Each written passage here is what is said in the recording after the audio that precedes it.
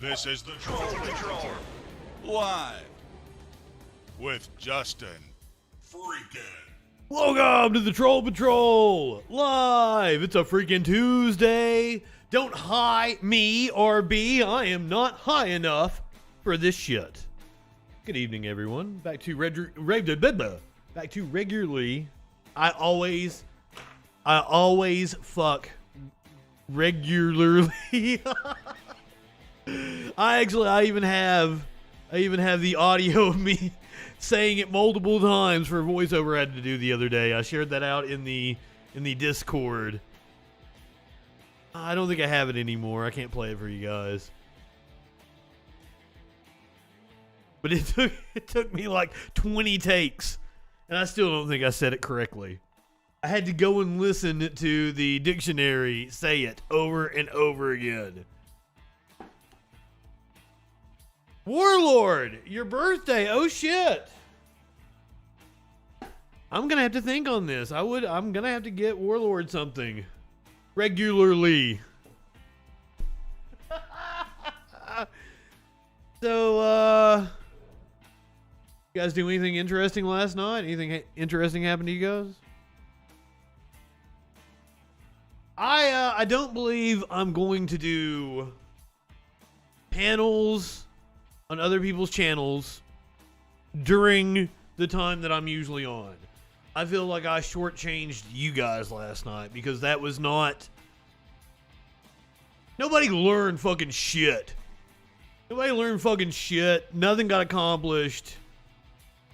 Holy fuck. I could have played just any number of right-wingers on BitChute or Rumble that would have repeated the opinions, the Almoner or whatever, Almarinera as I called him, said. We could have just done that and it probably would have been more entertaining.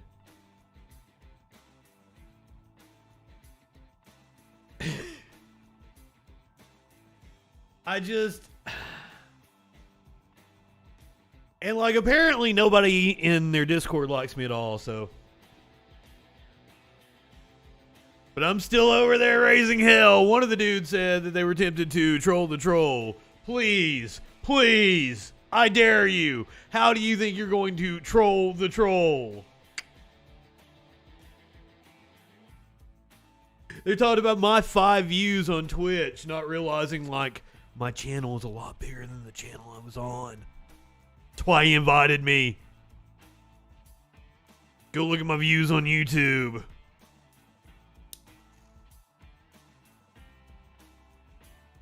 And plus, I just don't fucking care. I'll go on argue with anybody, even at the I love at the beginning of it. Somebody says I look like the most fun, and by the end of the stream, nobody was having fun with me. Nobody was having fun with me at all. All bot views, Warlord says. Fuck, I even forget to, sometimes I have a video that does well and I'll go artificially bump it up by blocking it from my different accounts. But I forget to do that most of the fucking time too. Accuse me of like buying bots or some shit.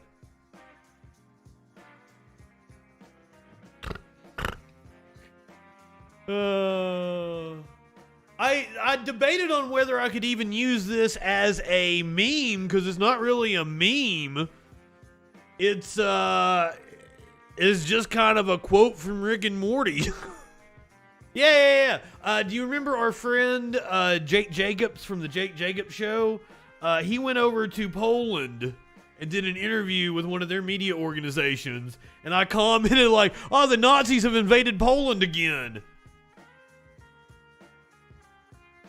He got really upset with me because I kept pointing out all the ways he was like a Nazi.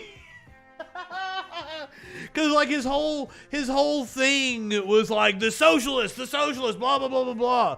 So then I cited the quote from he was a Nazi sympathizer until Hitler came to power.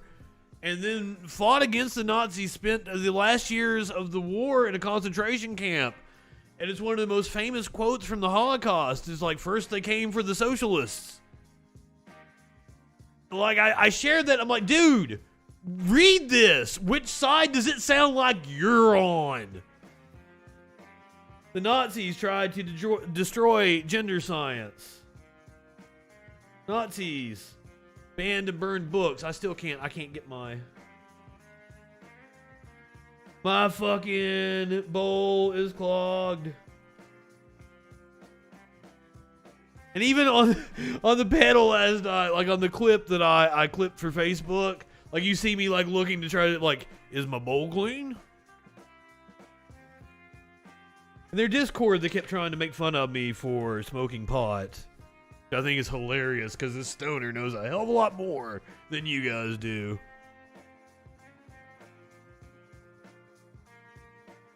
And I am not high enough for this shit. What are we talking about tonight? Oh yes, we're doing a little Russian history lesson. We're not going to go too deep. I found a good 10-minute little piece by Radio Free Europe detailing the history of Mikhail Gorbachev, dead today at the age of 91. The last leader of the Soviet Union and the first president of Russia. The last party leader of the Soviets. Do I have that right? Or was he put into power after the party? I don't know. We're gonna watch the little piece, and we're gonna find out. Plus, you know, us Americans, we best know him from the Pizza Hut commercial. So of course I've got the Pizza Hut commercial to play. It was a big deal in capitalist propaganda to have that Pizza Hut commercial air in Russia. Also, I've got some interesting crime stories we're going to talk about here. An Ohio man shoots his daughter's ex-boyfriend. Apparently, the young man was attempting to break in. We've got footage. A man in San Francisco stole an ambulance and attempted to mow down paramedics. Plus, if you don't know what perseverance porn is, we're going to talk about that tonight. A teacher has gone viral for sharing a video of her classroom, raised a whole bunch of money. That is the textbook definition of perseverance porn. I'm going to tell you why when we get to it. Plus, teachers have a hell of a lot more to deal with. The staff shortages. Schools all across the country facing staff shortages. Plus, I told you it was going to happen. I predicted outbreaks nationwide by the second week of September. The first one has been reported as of today, monkeypox in a high school. Plus, we might have confirmed the first monkeypox death in the U.S. Ooh, boy. It's going to get worse before it gets better. Merrick Garland. The Attorney General is going to restrict political activity, or going to put restrictions on DOJ activity regarding political figures heading into the 2022 midterms. Which is a good way for us to transition to talking about Trump. The DOJ says only a few items that were found might be covered by attorney-client privilege. We're going to talk about the battle between Trump and the DOJ. The DOJ has until midnight tonight to submit their paperwork regarding a special master. Interesting development with the Secret Service as Tony Ornato, the agent that was supposedly in the car when Trump lunged for a driver to try to take him to the Capitol on January 6th, steps down from the Secret Service. Our good friend, Rudy Giuliani. Do you think we're stupid? You think we're fools? Ray! Good evening, my friend. Rudy Giuliani says that it's a shame that the cops can't punch people. anymore. I don't know what he's talking about because we have certainly seen the cops throw some fucking hands. Joe Rogan called Kayleigh McEnany, former White House press secretary under President Trump, called Kayleigh McEnany the best ever. Best ever. A Trump supporter in Wasilla threatened their neighbor, made creepy dolls put up yard signs. We got video of it. We get to actually see the dolls. The dolls look pretty cool, but also if somebody is making those to taunt you and you don't want them, it's kind of creepy indeed. Deuce Bigalow is going to tell us about how he stands for freedom and when he knew that Saturday Night Live was officially over. Pop sensation Lizzo has triggered right-wing morons. We're going to hear from the Quartering and the Daily Wire about Lizzo's speech from the VMAs. Plus, this is the thing I'm looking forward to the most, and it's at the end of the show, so I apologize. But man, I cannot wait to watch this footage. A mega church pastor is now stepping down after DMs he sent a woman on Instagram became public somehow, I guess. I haven't read the story yet. I don't know exactly what happened, but he got up in front of the congregation day before yesterday. What was Sunday? Day before yesterday during Sunday service. And he spilled the beans, and I haven't watched it yet, but I do indeed have the video, and we're going to watch him spill the beans because something like that is just like that shit I can't look away from. Plus, spectacular new images from the James Webb Space Telescope showing a phantom galaxy. All that and more tonight on the Troll Patrol live. And I'm not high enough for this shit. RB, we don't talk like we're not. There is plenty enough to insult and make fun of Kayleigh McEnany about without insulting her looks. Come on. Up yours, woke moralists. We'll see who cancels who. Don't make me get the stick, RB. Grumpy Cat is upset with you.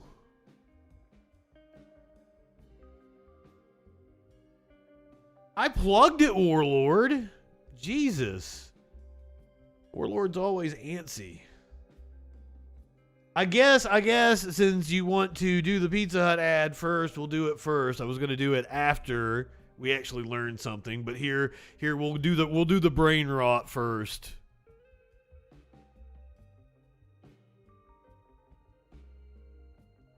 Maybe.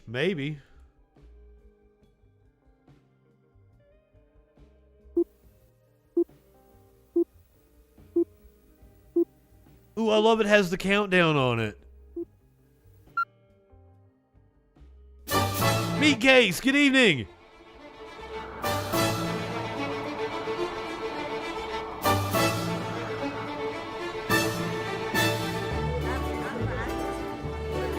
Это Горбачев. Горбачев? Это из-за него у нас в экономике бардак. Да благодаря ему у нас новые возможности. Это из-за него у нас политическая нестабильность. Да благодаря ему у нас свобода. Полный хаос. Перспективы. Политическая нестабильность. Да благодаря ему у нас есть Pizza Hut. Hey, Warlord, can you answer something for me? Did this air in the U.S.? Or was this a Russia? It says this is the 60-second international version. Did this air in the U.S.? Was this propaganda for us? Was this propaganda for the U.S. citizenry? And really wasn't targeted for the Russian citizenry? What was the purpose of this, chat? За Горбачева! За Горбачева! Sometimes nothing brings people together. Tones, good evening. From Pizza Hut.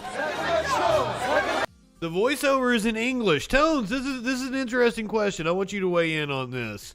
Was this Gorbachev Pizza Hut commercial? Was this meant for us? Was this not a commercial to sell pizza to Russia, but to sell the idea of Pizza Hut and capitalism to the U.S.?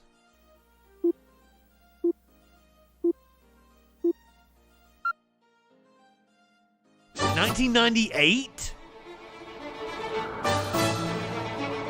It was this late? I thought this was like 91 or 92. What year does it say this is? Do we have a year on it? It doesn't say. Warlord with the deets. Это из-за него у нас в экономике. Yeah, 1998. Wow, I can't believe it's that У late. нас новые возможности. Это из-за него у нас политическая нестабильность. Да благодаря... So yeah, this isn't even meant to sell pizza in Russia. This is meant to sell capitalism. This is meant to sell capitalism around the world. У нас свобода. Полный хаос. Перспектива. Honest to God, I wouldn't be surprised if the CIA fucking put this together or subsidized it. За Горбачева! За Горбачева! Sometimes nothing brings people together like a nice hot pizza from Pizza Hut.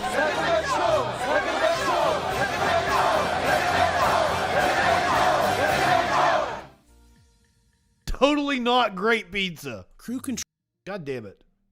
Clicked on some shit I wasn't supposed to. All right, let's actually learn about this motherfucker.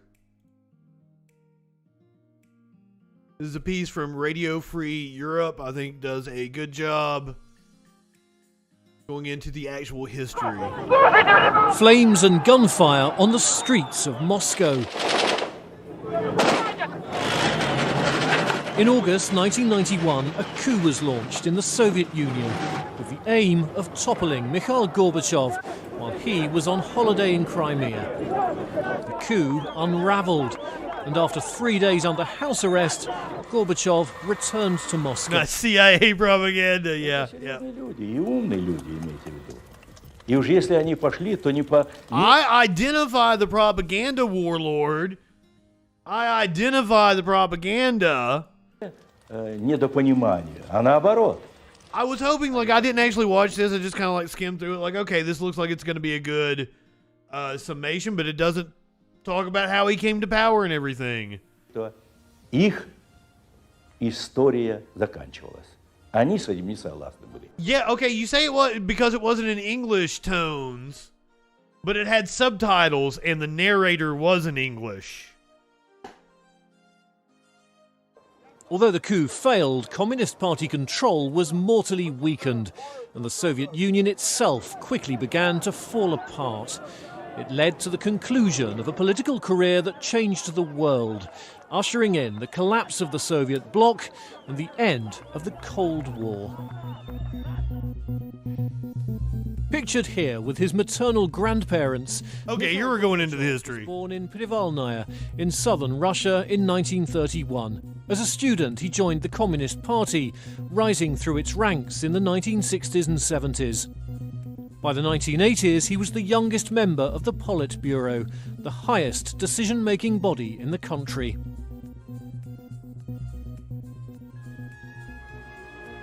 Well, my Soviet leader Konstantin Chernenko died aged get well wishes to your 73 in balls, Tone. 1985.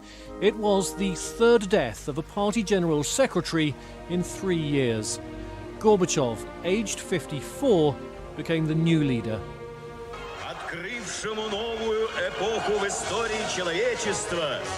Dustin, good evening. Gorbachev offered a fresh new style. He was shown talking. Every single person I have told that Gorbachev died today has looked at me and said, he's not already dead? Yeah. into ordinary people and was often accompanied by his glamorous wife Raisa at public engagements. His New Year's address in 1986 also heralded a new approach to global politics. Сейчас в гонке вооружений каждый новый шаг увеличивает опасность и риск для той и другой стороны, для всего человечества. At this time, Soviet forces were fighting a drawn-out, bloody war in Afghanistan. Gorbachev quickly announced a reduction in troop numbers there. Meat gangs! Home, he announced his landmark policies of glasnost and perestroika, openness and restructuring, aiming to relax censorship and reform his country's ailing, centrally planned economy. By October 1986, nuclear disarmament talks with the United States led to a historic summit with US President Ronald Reagan in Reykjavik, Iceland. Seriously, since Putin came to power, he has been a persona non grata. Was he even in Russia? On sweeping cuts in nuclear weapons. When the I wouldn't be surprised to know that he spent the last years of his life in Switzerland or some shit. Chance had been missed. Do we have an agreement, sir? But the following year, the breakthrough came in Washington. The Intermediate Range Nuclear Forces Treaty was the first arms control agreement to eliminate an entire class of missiles. It provided for mutual on-site inspections to ensure compliance and was marked by an And we have stalled in enforcing this, by the way, and it's very worrying. And it's worrying to a lot of people that we might start stockpiling again. new tone in relations between Moscow and Washington. We have listened to the wisdom in an old Russian maxim, and I'm sure you're familiar with it. Mr. General Secretary, though my pronunciation may give you difficulty, the maxim is doверяй, no проверяй, trust but verify. Назначение этого... На каждой встрече вы это повторяете. That at every meeting. It's because he's got fucking Alzheimer's and he doesn't know where he is. The end of the Cold War. The optics were an extraordinary turnaround, but Gorbachev's policy... Didniev Nyoptiev. Trust but verify. Sir, this is a Wendy's.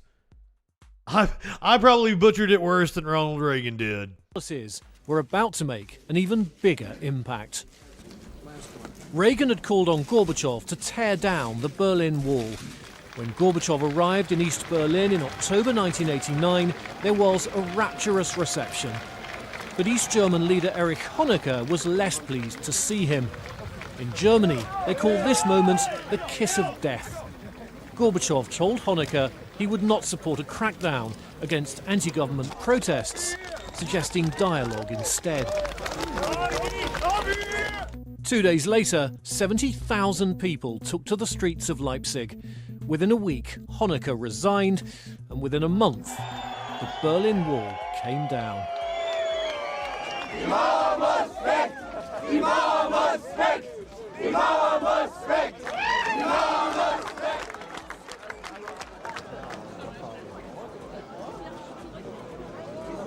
Across Eastern Europe, communist regimes were toppling like dominoes. Gorbachev declared he would not support them against their own people. 40 years of Soviet domination were coming to an end, along with the division of the continent into opposing blocs. But while Gorbachev was hailed abroad, he was under pressure at home. There were bread queues and empty shops as his economic reforms failed to deliver. Siberian coal miners went on strike to demand higher wages, and there were protests in Moscow.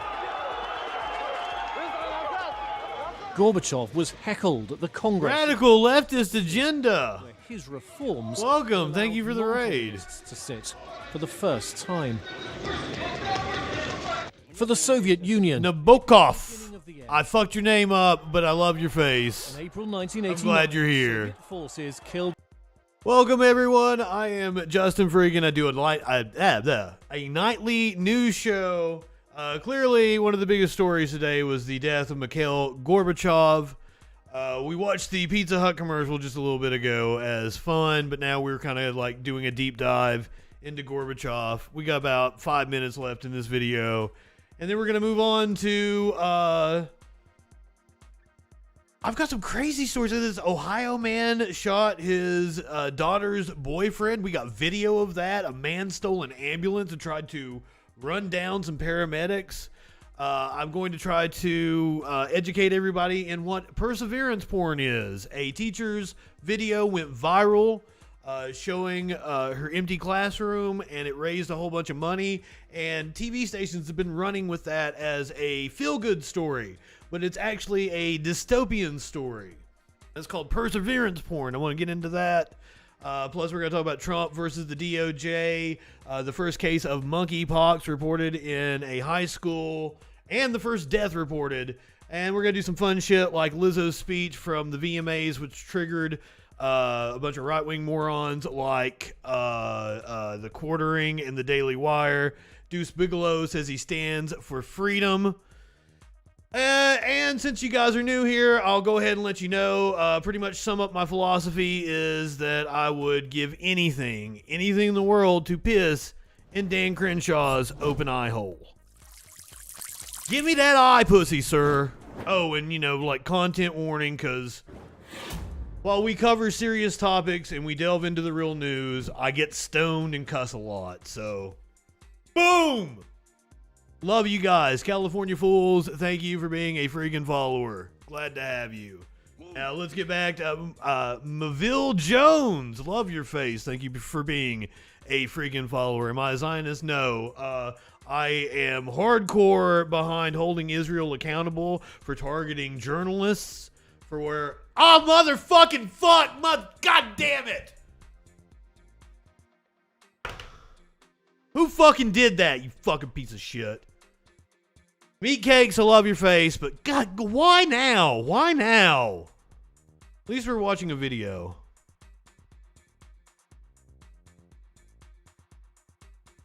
So when they activate the no profanity, I have to try to get through the 10 minutes without cussing. If I cuss, we have to reset the clock. It usually takes me quite some time. Oh my God. Clean and shiny for 10 minutes. Sassy Snicks, good evening. Welcome. Love your face. All right. Back to what we were doing. Mikhail Gorbachev, and what we're up to 89 now. At least 20 Berlin Wall has fallen. Georgia demanding independence from Moscow. More than 100 were killed in Baku, Azerbaijan in January 1990. There were similar anti-Soviet sentiments in the Baltic states, where protesters formed a human chain the length of Estonia, Latvia and Lithuania. All three countries declared independence in the spring of 1990. On a visit to Washington in May, Gorbachev insisted the situation could be brought under control. Дело создания прочного демократического строя у нас еще не завершено, но я убежден, что запас общественной энергии, уже включившийся в это великое дело, достаточен, чтобы довести его до конца. Sassy called him Gorvy. Oh my God. And also, for those of you listening to the podcast, I'm sorry I didn't translate the subtitles for you. Months later, Soviet I'm such a bad host. Somebody hit the rips. Troops tried to suppress Lithuanian independence by force. They killed 14 unarmed Lithuanian protesters and injured many others. Unrest also continued in Moscow, where pro-democracy forces in Russian society had a new hero, Boris Yeltsin, who was head of the Russian Soviet Republic.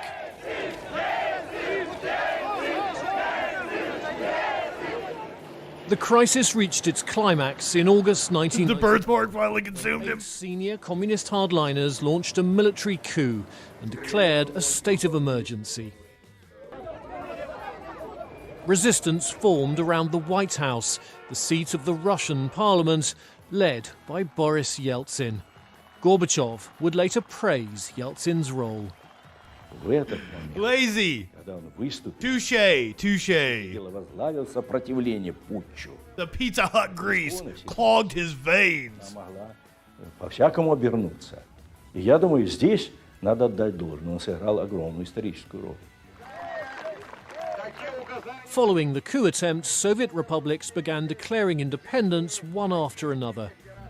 In December 1991, I'm kind of interested in this because a lot of documentaries don't really go past like Berlin Wall fell, yay!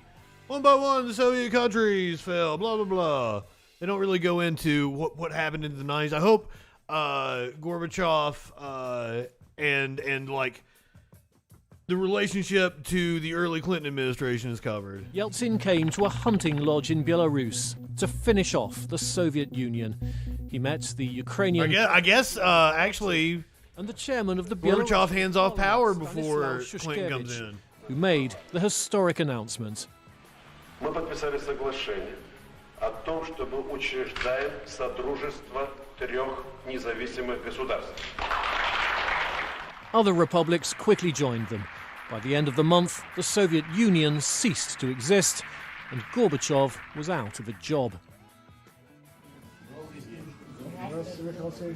As an ex-president, Gorbachev was increasingly disapproving of the West.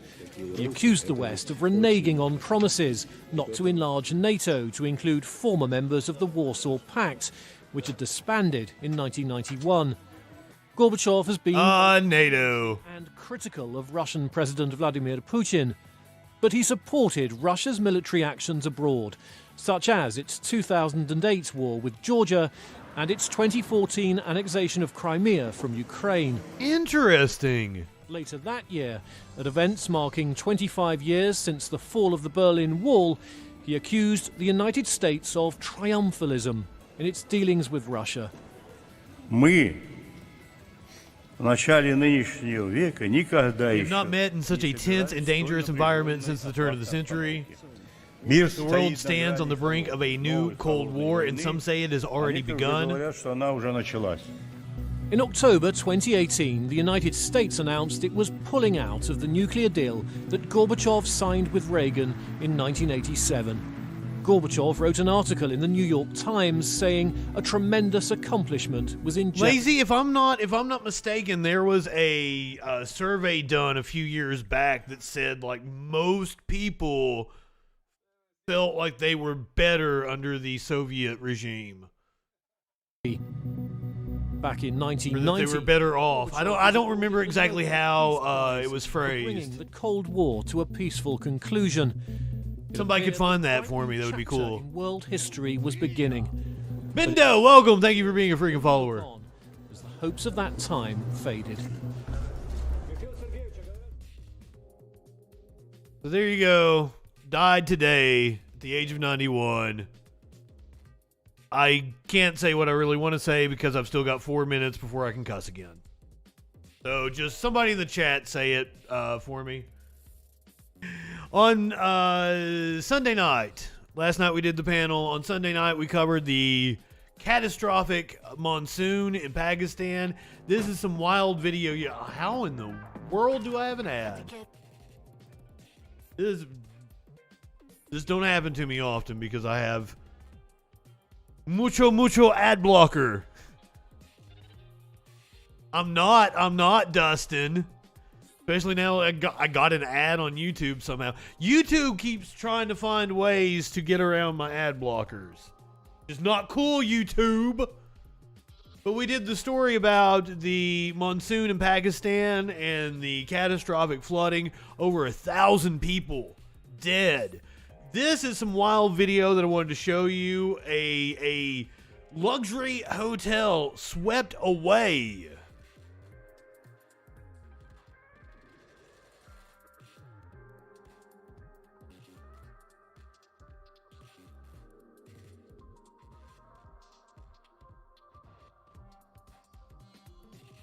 Just wild video. Sky Comet, welcome. Dead Elk, good evening. Mox. No way. Who did a poll that put Walker up by 2 points? No.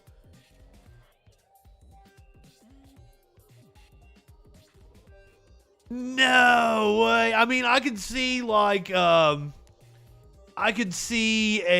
Fox News poll puts Walker up. What's the source on that? Can we trust it? Because last time I checked, it was like Warnock by 7 points or something like that. Oh, Emory U? That's a conservative college. So biased, but like not that biased. It's center right, I'd call it.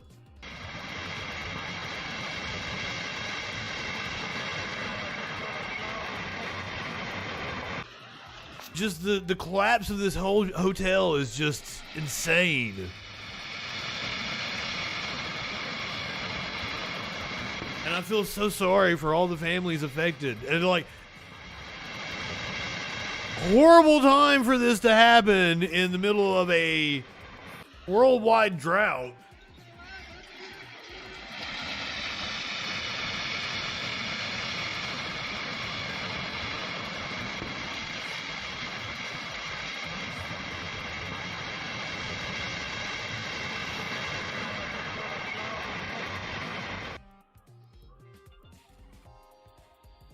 Also, catastrophic flooding hitting parts of the U.S. We talked about Mississippi the other day. At least 3 dead, hundreds of thousands still without power as storms slam Michigan, Indiana, and Pennsylvania.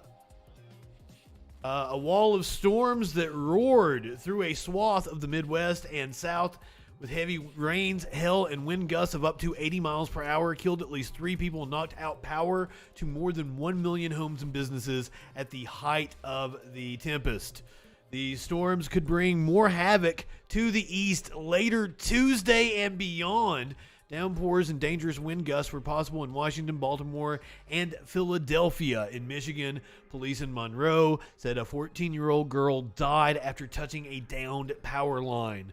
About 60 miles north in the Detroit suburb of Warren, an 8-year-old boy was severely burned after trying to swing from a hanging live wire.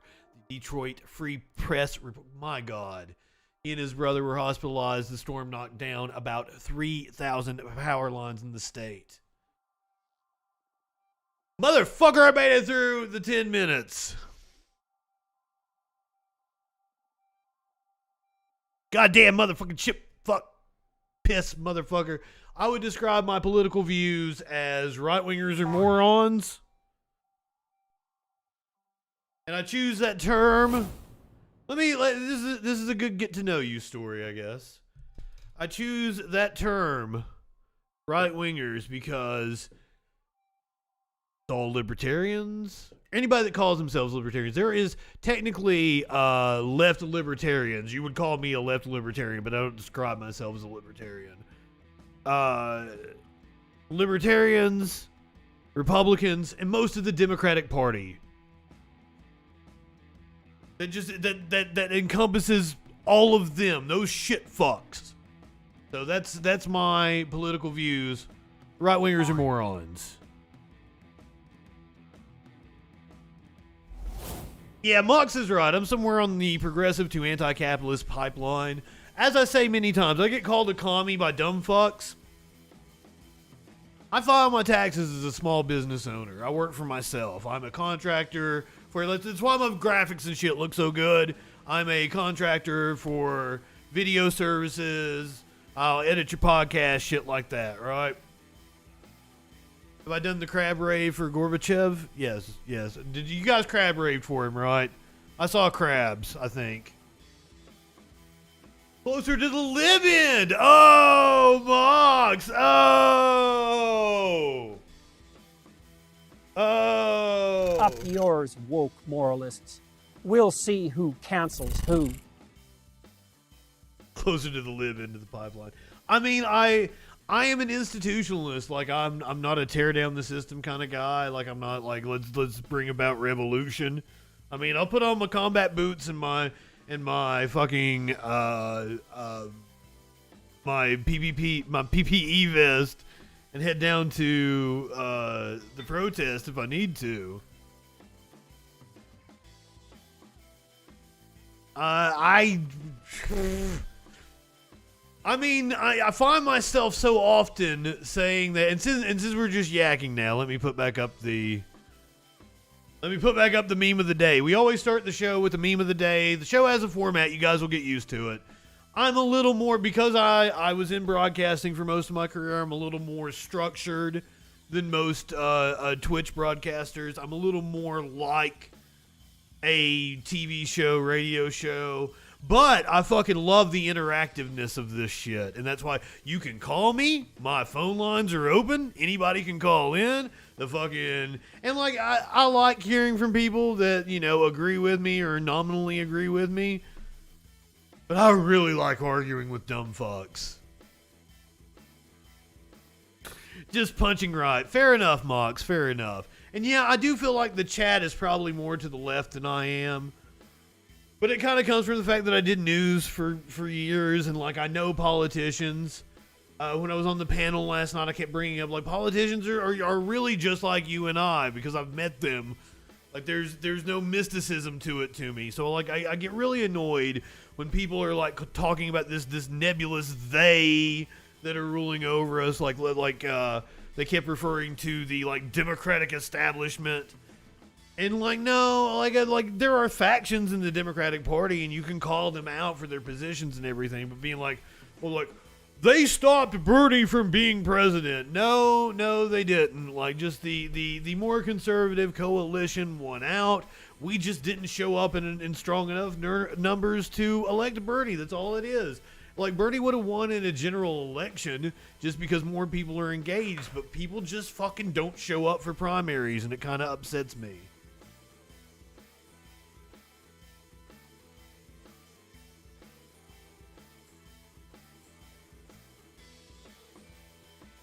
I wasn't mad. Gorby's just a fun name to call it. I take no position. I don't know enough about fucking Gorbachev to even say whether he was good or bad. Probably like most people, he's a mixed bag.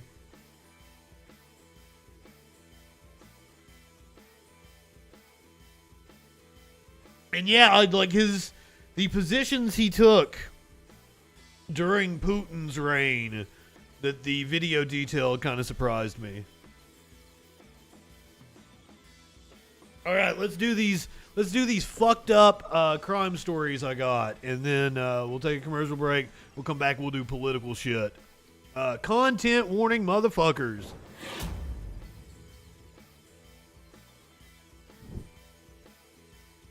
Sex work is absolutely work and should be protected.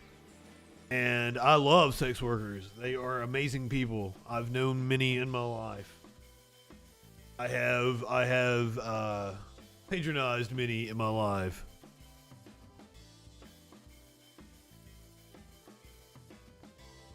I'm pretty sure, chat, you guys overall are pretty happy that Gorbachev died, right? Like, I'm pretty much any old crusty rich fuck that's had political power, I'm pretty into their death. Does that violate TOS? I tiptoed up to the line there. Come on, man. All right. Let's do this story here. This is wild. Ohio woman, 22, and her father here are pictured moments after he shot her unarmed ex-boyfriend dead through their front door. Neighbors watched him die for 7 minutes without helping. Goddamn. Ooh, this is gonna piss me off. Mitchell Duckrow, 52, shot his daughter's ex-boyfriend, James Rail, 22, 3 times after he attempted to get into their property. Rail was struck in the left shoulder, right shoulder, and back through the front door and staggered away after the shooting. Allison Duckrow, 22, had broken up with Rail a year and a half before her dad shot him dead. Neighbors stood staring at Rel as he lay dying in the driveway for 7 minutes before emergency services arrived. Rel left a voicemail the night before saying he wanted to see how his ex was and stopped by the house unannounced. A Shelby County grand jury voted 8-1 not to indict Duck Crow based on Ohio's Stand Your Ground law. But Rel's family have launched a Justice for James campaign, accusing his ex-girlfriend's dad of murder. Oh, God. I would have to see the law, but I would say under the law, he probably didn't deserve to be. I personally think he deserved to be prosecuted for murder. But I would say under Ohio's law, but I would have to see it to know exactly what it says. Now, I am going to play the video. That's the kind of shit we do on this show.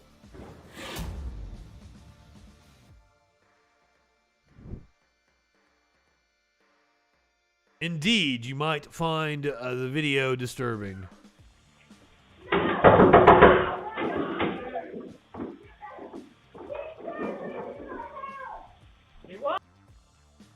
I can't play the video?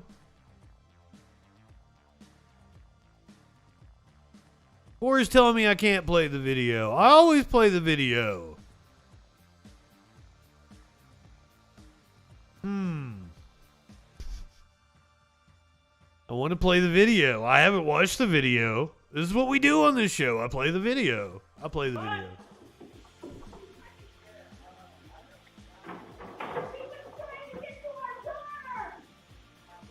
Okay, wait. He's fine. He don't have nothing. He don't have no gun. Exactly. You don't have no gun. You can't show somebody dying on stream. Don't do anything.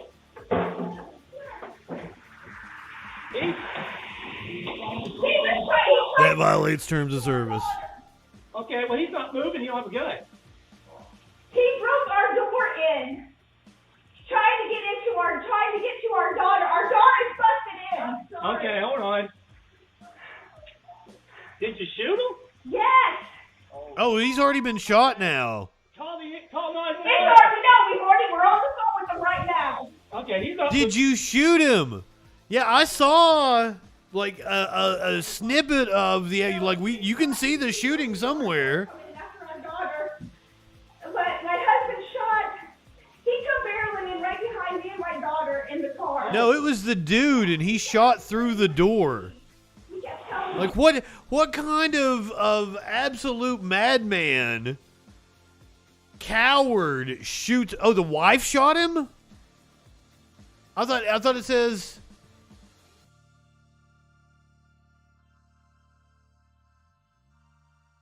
No, it says the man, Mitchell Duckrow, shot his daughter's ex-boyfriend.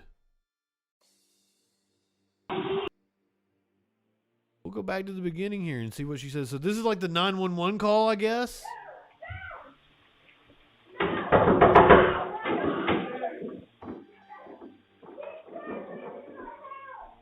Hey, what?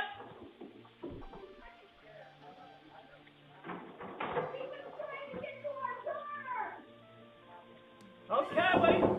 He's fine. He don't have nothing. He don't have no gun. He don't have no gun.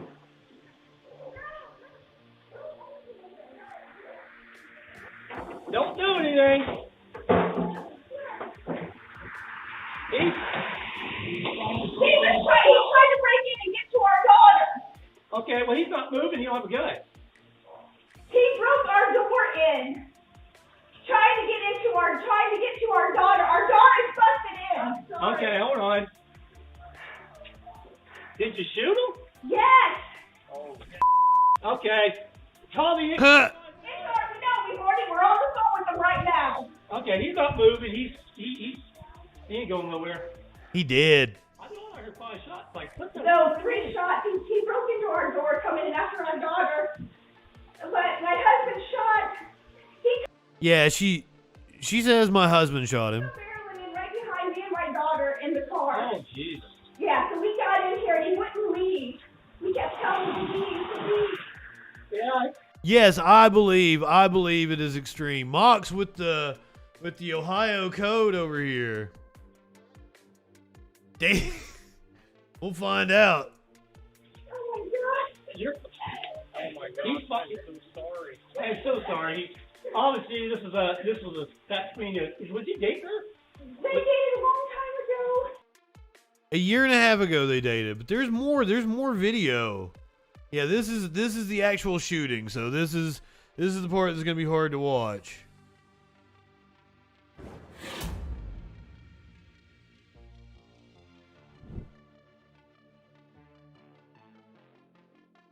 So he was indeed trying to break in. We're gonna see this right now, I assume.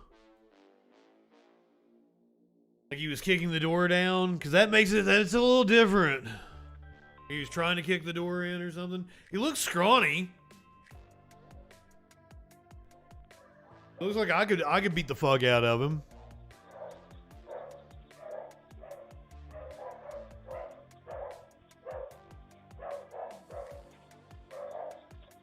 So this is ex-boyfriend shows up at the house unannounced. It cut away. He walked away and came back.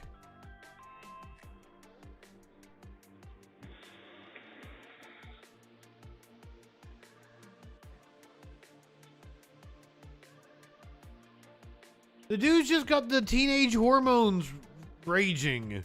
That's not a reason to shoot anybody. Fucking, he thinks he's in love and he's doing stupid shit. What kids do. I mean, I guess he was 22 or some shit.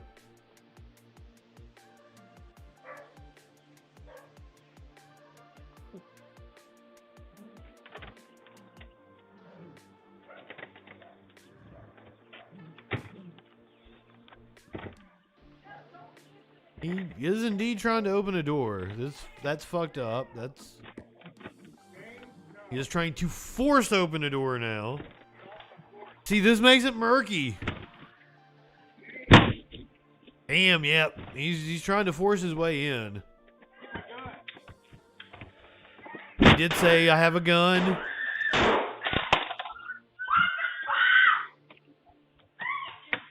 Woof. Well,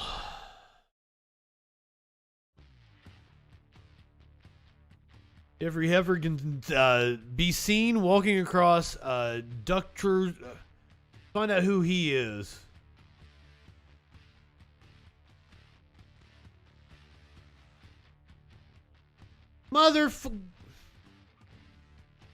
Well.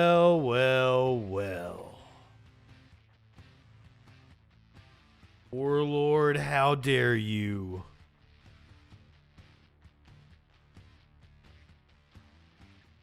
Neighbors are also seen running out after hearing 4 or 5 gunshots, but left Raul lying on the floor for at least 7 minutes before law enforcement arrived. Yeah, I don't think it justified murder. I can't get the... Mock sent me the code here, but I can't get it to load up for some reason. Giving me we're having trouble finding that site. I don't know if that might have something to do with being behind a... Sometimes you can't go to a government site when you're behind a VPN shit. Woke moralists. Up yours, woke moralists. We'll see who cancels who. Exactly. This is Jeremy Hereford, I guess, can be seen walking across Duckrow's front lawn, saying, "Don't shoot me, he don't have no gun." Duckrow's $436,000 property in Ohio has been put up for sale since the incident. Here's the voicemail.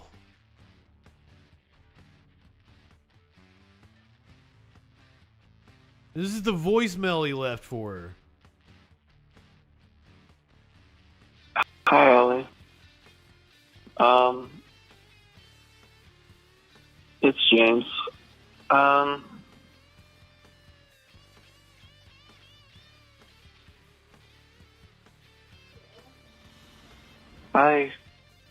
Just one.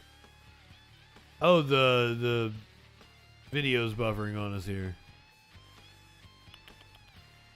To reach out to you because it's still buffering. Wow, and I can't use profanity. Warlord. No duty to retreat in residence or vehicle. Yeah, I figured under Ohio law, he's probably covered.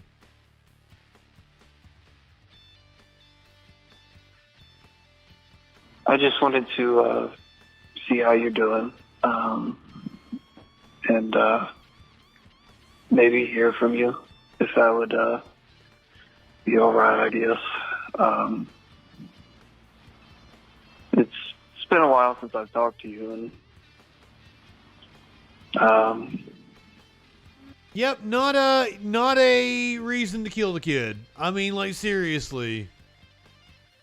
But also under Ohio's screwed up laws, I'm sure that the homeowner was within their rights, unfortunately.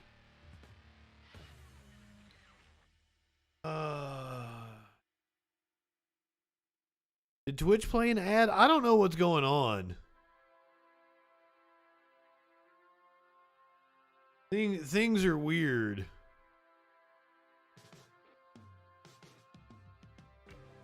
Something's not working right tonight. I don't think it's on my end. It's on like Twitch's end or something. I can't say those words, guys. One more messed up story here.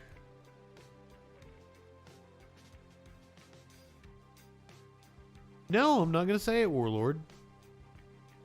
Stop trying to bait me. Man steals San Francisco ambulance, attempts to mow down paramedics. I think there's a video.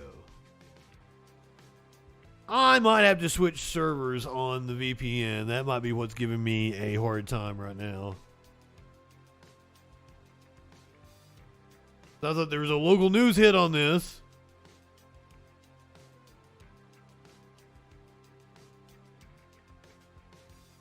Shufflecock.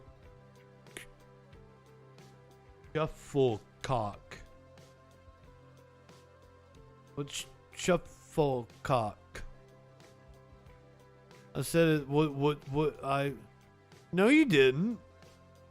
How'd you get me? How'd you get me? No. Cock is not a swear, especially in the U.S., where there's another word for a chicken. It would be different if I was like, suck on my... That would be... Yeah, as a rooster. Warlord, you don't know what I'd say to my mother. You don't know what I would and have said in front of my mother, sir. Yeah, I like... Chat, can I get a ruling on that one? I don't think that one's right. I don't think Warlord got me on that.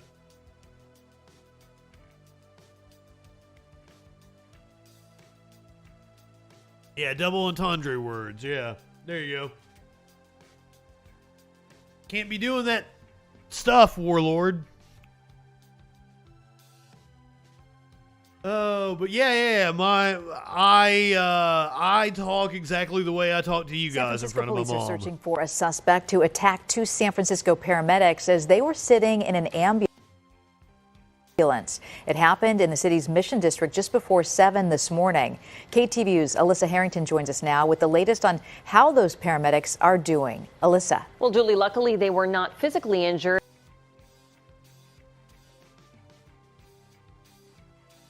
All right, this upsets me. And did get some emotional support. I'm glad they got emotional support. Everything else is fine except I can't watch videos, so it's weird.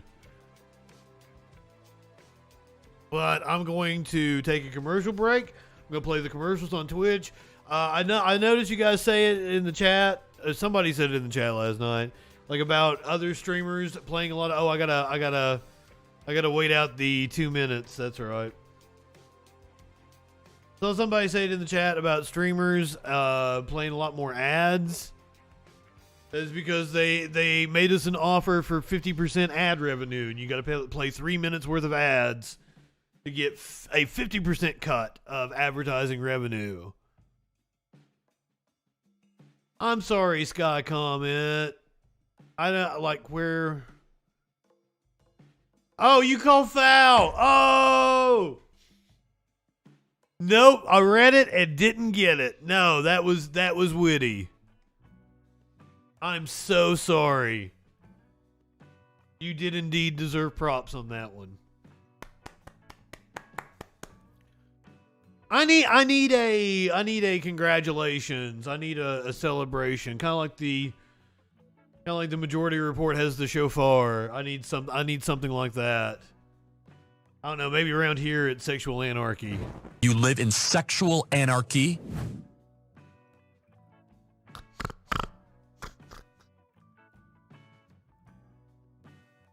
But yeah, that was my solution, is to play you ads of my own and play the ads on the Twitch and get it out of the way. And I'm going to switch servers during the break, but when we come back, we are going to talk about what our teachers are facing in classrooms right now. Spoiler alert, it's not good. I don't think this school year is going to go very smoothly. Just saying. Maybe wrong. Hopefully I'm wrong. Attorney General Merrick Garland has stated that they want to restrict DOJ activities surrounding political figures going into the 2022 midterms.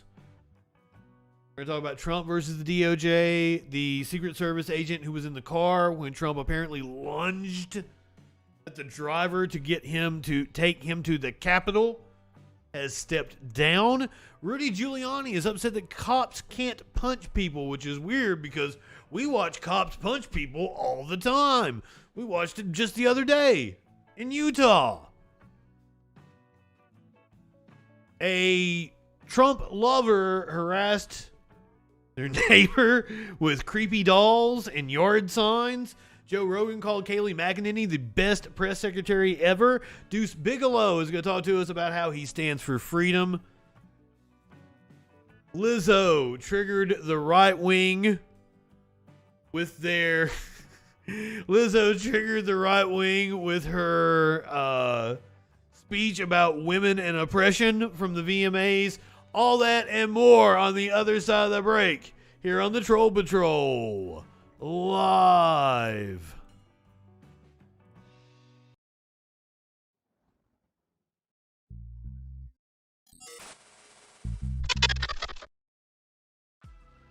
Hi, I'm Justin FREAKIN. I'm a leftist broadcaster and comedian, not liberal, leftist. And despite what you may have heard from right-wing propaganda, George Soros to become a right-winger and get some of that easy money. You know for a fact that I could be bigger than Charlie Kirk or Jesse Lee Peterson. Amazing! All I have to do is talk about how I used to be an SJW snowflake, but the left went too far with their cultural Marxism, and Republicans are stupid enough to buy it, even though this video exists. And you know I'm right, so give me your money or I'm selling you out.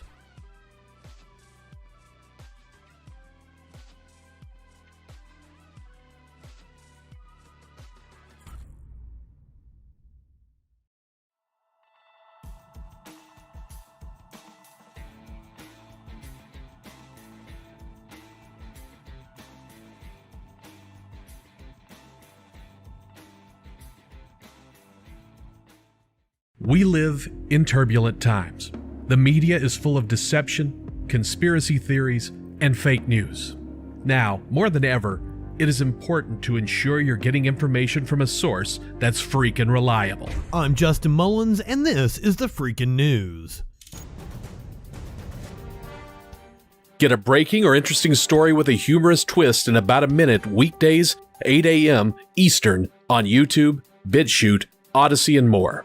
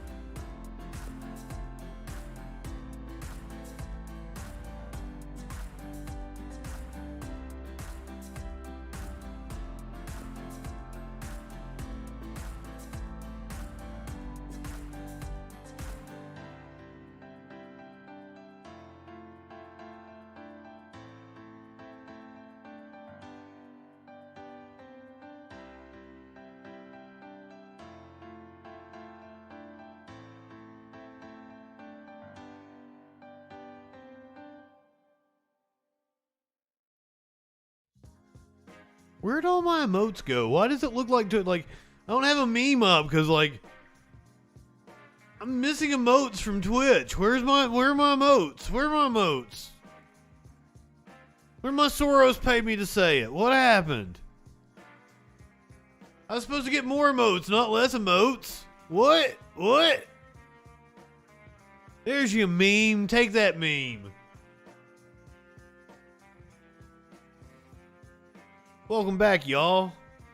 Also, still tonight, I have no clue how many of you are there. It has been 0 on my counter all night. I have no idea how many people are watching. It was like 14 one time when I popped over to Twitch. But we on YouTube, we on DLive, we on Facebook. We're all over the place. We're like the herpes. It gets all over you. Never goes away.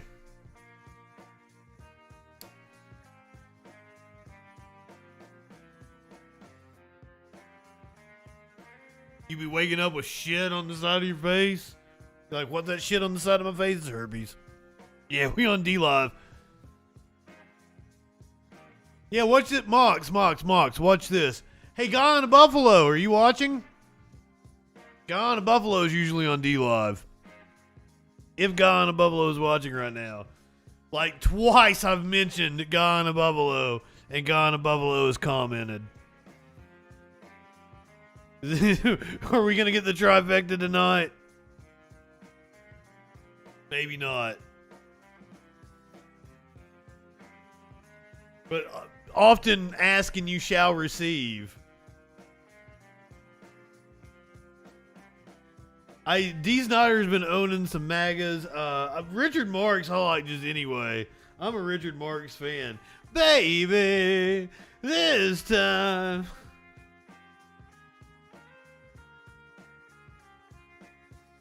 Hold on to the night. Richard Marx got some bangers. And girl I dated in high school, she was really into Britney's Lost Audio? No, I'm into that though. That's cool. Didn't she announce she's making new music, which I'm like, if you want to make music, make music. If you don't want to make music, you don't owe anybody a fucking thing. If you want a creative outlet and you want to make music, you go make music. You want to tour, you tour, whatever you want to do. Oh, I've got to see what your name is. Oh, I can't tell on screen because of the meme. Milton Nasty Minto. Milton Nasty Minto. Love your face. Thank you for being a freaking follower. I'm all like, if she wants to make, now I'm not that big of a Britney fan in terms of her music, but I'm a Britney fan in terms of like, you go girl. Oh, hell yeah, go do a collab with Elton John. Curiouser is seeing Elton John in like 2 weeks, 3 weeks, something like that.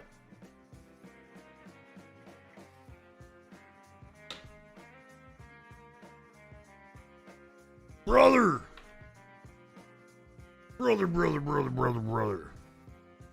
When it comes crashing down and it hurts inside. Dun, dun, dun, dun, dun, dun, dun. Let me tell you something, brother. Yeah, I can't afford no Elton John right now. I'm rooting for you, Sassy. I don't see how you have it. I saw your portfolio. I felt bad because, like, I'm like, ooh, I love these. And then, like, they were just what caught my eye first. And then I started looking at everything else. I'm like, damn, I really like this, too. I hate that I left that out. Well, thank you, Stream Elements. Thank you.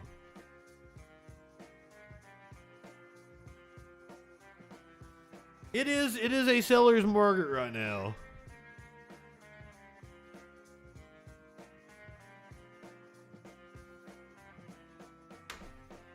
I hope we continue seeing a strong job market for us, for the workers.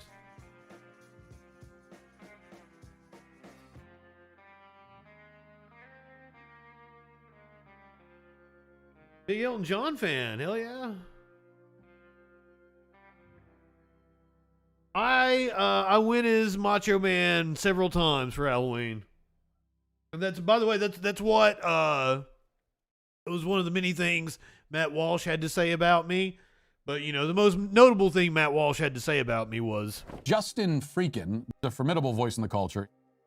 You damn right I'm a formidable voice in the culture. Some right-wing radio host I used to work with was like, let me hear the whole thing. I want to hear the whole thing, not your edit of it. And I sent it to him, and he's like, you know he's making fun of you, right? And I'm like, you know I'm making fun of him, right? He played me making fun of him on his show. So, I mean, I'm happy with that. And also, a very boring segment. His stupid book didn't have anything for me to, like, mock. And he took a very boring segment that I had done on my show, cut it to where it was the best parts, where I was the most entertaining. And I didn't think he looked particularly good. But good on Brittany, and good on Brittany. If she wants to make music, she can make music. If she wants to tour, she can tour. If she just wants to keep showing her ass and her titties on Instagram, fucking do it. Do an OnlyFans if you want to, girl. You would make fucking bank. Her family does seem awful. God, but also, like, hey, you know, many families, you hear different sides of the story and nobody looks particularly good. So it's hard to judge.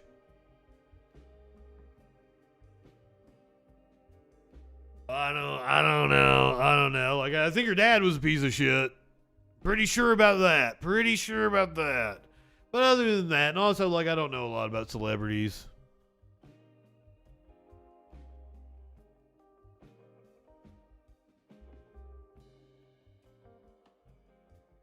What in the fuck? What are you sending me, Warlord? The Telegram channel. I'm on Telegram.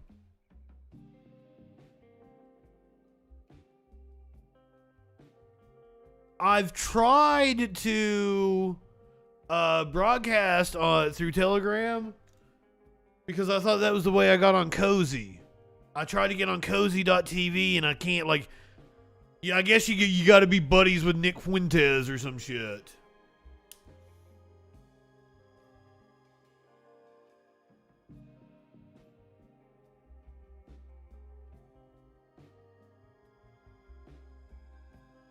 Aw, Sazzy. I know how you feel, though. Fortunately, I didn't sell my stuff. That would have been better than what happened. I'm just not, like, I like pop music, but Britney Spears just wasn't the pop icon that did it for me. Now, Lizzo, who we're going to talk about later in the show, totally one of my favorite musicians. But that's coming up later. First, we're going to talk about teachers. Hoo boy! Content warning just because, like, it sucks that we're going to have to talk about teachers and being completely overwhelmed by the school year they're facing. This is a piece on GMA. Teachers' viral video shows what a classroom looks like before and after using own money and donations. Florida teacher received donations of school supplies. Had so many friends and families donate to me. I did spend some of my own money too, but I'm feeling so much better. Megan is a public school teacher who chose not to share her last name. She stopped by her classroom in July and was frustrated with what she saw.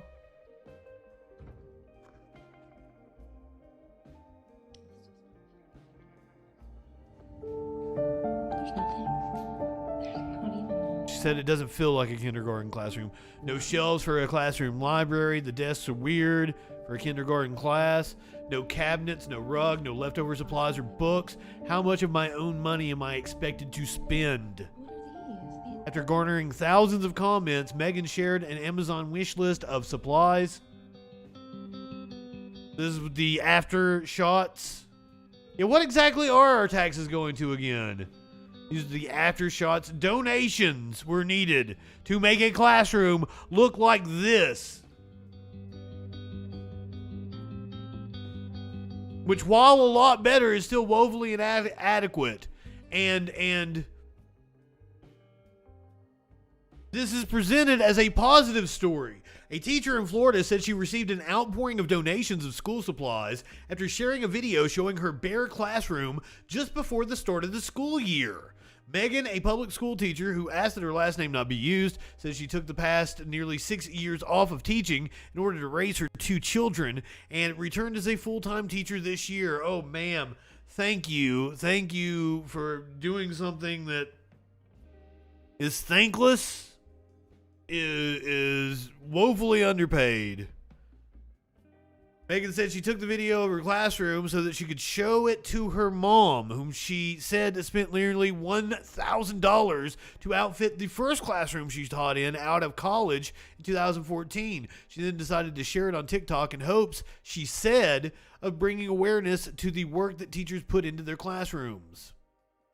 Megan's video garnered thousands of comments, many from teachers who shared similar experiences, and others. The Hun, thank you for being a freaking follower. Love your face. Megan's video garnered thousands of comments, many from teachers who shared similar experiences, and others who responded she should be grateful for a clean room. Oh my God. That is a grossly oversimplified question. I'm sure a mixed bag like most people. The Hun. You can point to good things and bad things. Most people are probably glad he's dead.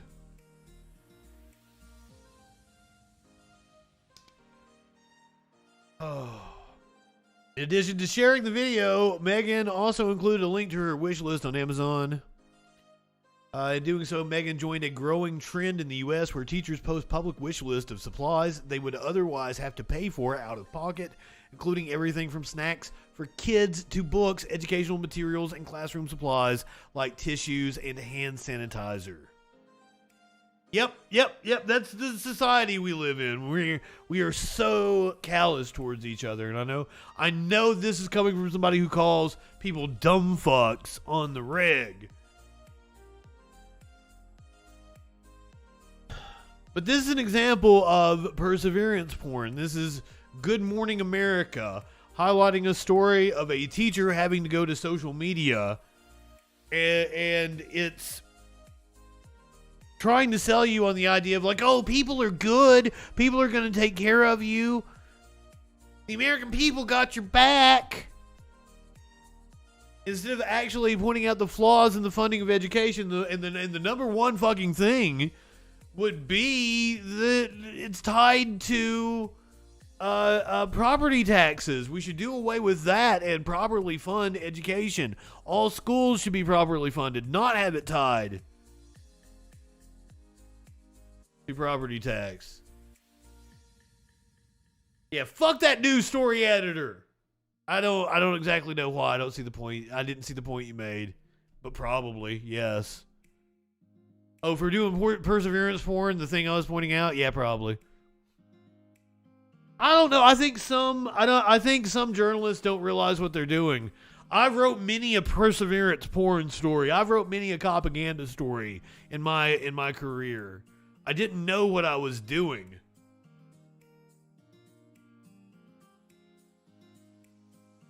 And what about the school classrooms that don't get shit? It upsets me.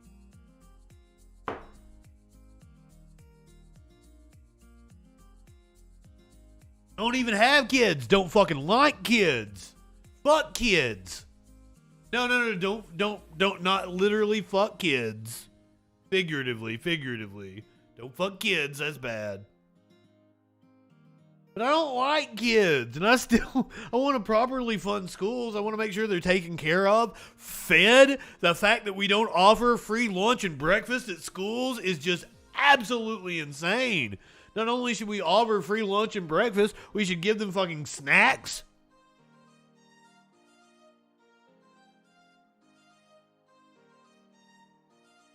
Oh God, what are we clipping? If you guys join the Discord, you will find that Warlord has made a server for Cancel Justin, where Warlord, it's like a repository of all of the clips that I should be canceled for, I guess. As if I would say anything I should be canceled for. Up yours, woke moralists. We'll see who cancels who. School year begins with almost 400 teaching vacancies in North Carolina. Problem facing our classrooms. According to the National Education Association, our country's largest teachers union, schools are facing a shortage of about 300,000 teachers and other support staff. So let's bring in now and say welcome back to the program, the U.S. Secretary of Education, Dr. Miguel Cardona. Secretary Cardona, always good to have you here. We'll get into this teacher shortage in just a moment, but we got to know, when is Smiling awful hard for the topic you're talking about. The moratorium ends in about 8 days. I know we're expecting something, so how close are we to that announcement? And could it be immediately, like you're about to give it to us right now? Good afternoon, TJ and Amy. Always great to be with you. Listen, I don't have any news to share with you today, unfortunately, but I will tell you. Wait, I thought the moratorium was already extended. I thought that was part of the Biden plan. This is from yesterday. This is from yesterday evening, ABC News. What huh? Was I mistaken? Did the Biden proclamation just a few days ago on student loan forgiveness, did he not also say that he was extending the moratorium through the end of the year? What? We recognize August 31st is coming soon, and we also recognize that it is back to school, and across the country, millions of students and oh my God, reverse thread. That is so wrong. Great year. And we're looking forward to a great year. This is going to be a year not like last year. It's going to be more. Our kids deserve more. They're going to get more. I'm really excited about this year, as you can tell. I mean, I have to say, I love your enthusiasm. You seem extremely excited about this school. Yes. And then Sassy brings up another point. There have already been multiple kids caught with guns this year. Remember, kids. Where'd it go to? Shoot up drugs, not schools.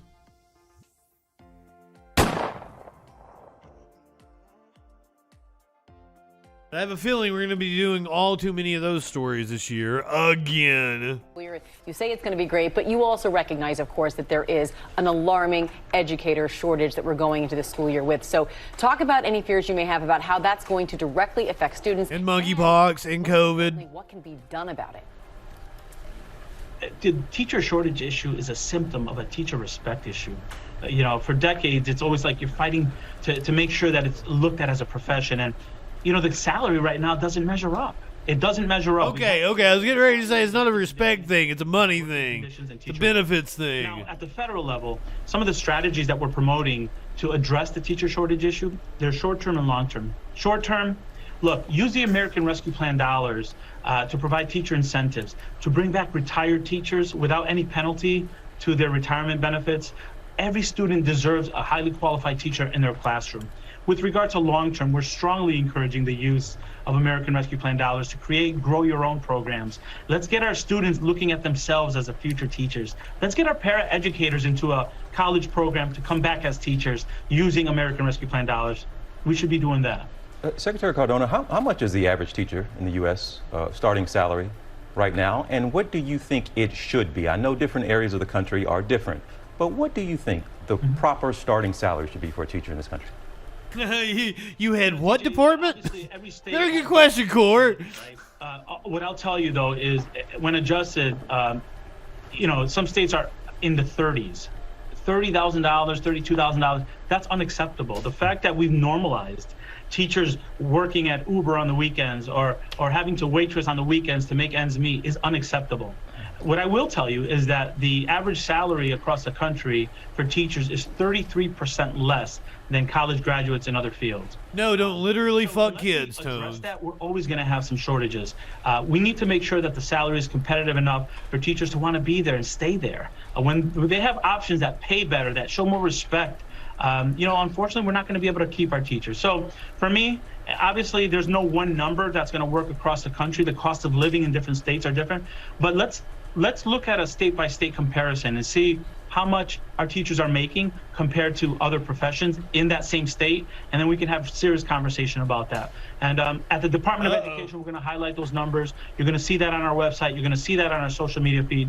We need to start respecting the profession to make sure that our students have what they need.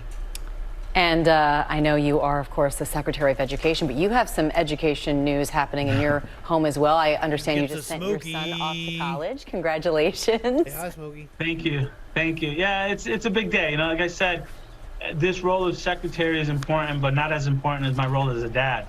So when I think about school, when I think about this upcoming school year, I put on my dad hat, and I know how much it means for my son and daughter to be back with their classmates or to try something new. And parents across the country right now are hoping for a great year, and we're going to do everything in our power at the Department of Education to support our families, support our students, support our educators.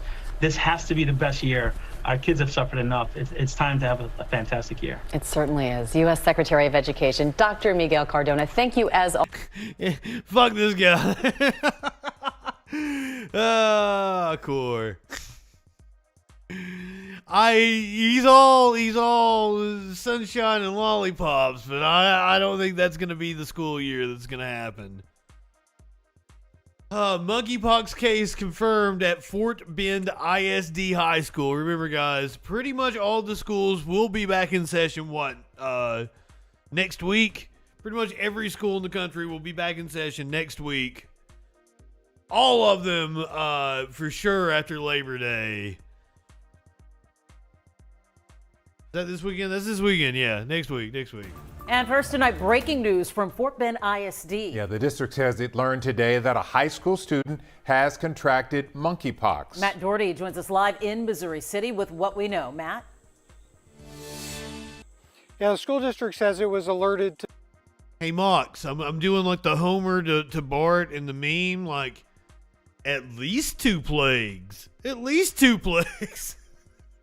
The fact at least two. Monkeypox here at Ridgepoint High School in Missouri City, and today they've been alerting parents as well as some of the employees here at the school. Fort Bend ISD officials say... I called it. I was like two weeks into September. Mass outbreaks. Anyone who may have been exposed to the infected student.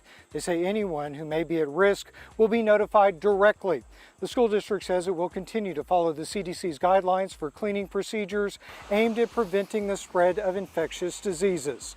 Earlier today, we learned about another monkeypox case at a different Houston area school. Idea Public Schools says a monkeypox case was recently reported at its Idea Hardy campus. That's on Little York near the Hardy Toll Road. Officials say they're working with the county's public... It's going to be a monkeypox party. Get ready, guys. I take no pleasure in telling you this. Cleaning has been performed on all spaces at the campus. Officials did not say if that case is a student or a staff member, citing privacy concerns. Now, doctors say that before you see that telltale rash, there will be some other symptoms that you need to look out for. Those include a fever, body aches, and also swollen lymph nodes. Some things that you might want to look out for in your student at home. Back to you. We'll pick it up from here. Thank you, Matt. For in yourself, Ida, welcome, good evening. And as the chat has already pointed out, we have our first possible death from monkeypox here in the United States. Texas confirms first monkeypox death. It could be the first in the U.S. State health leaders confirmed on Tuesday the first death in Texas of a person who was diagnosed with monkeypox, and it could be the first in the United States. The Texas Department of State Health Services said the person, an adult from Harris County, was severely immunocompromised. The death is being investigated to learn what role monkeypox played. State health leaders explained that for most people, monkeypox is painful but not life-threatening.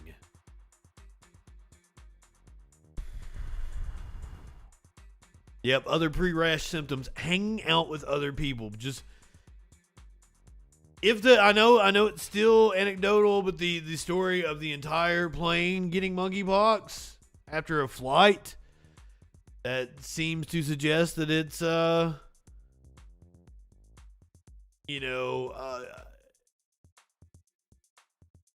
not as close contact as people would hope.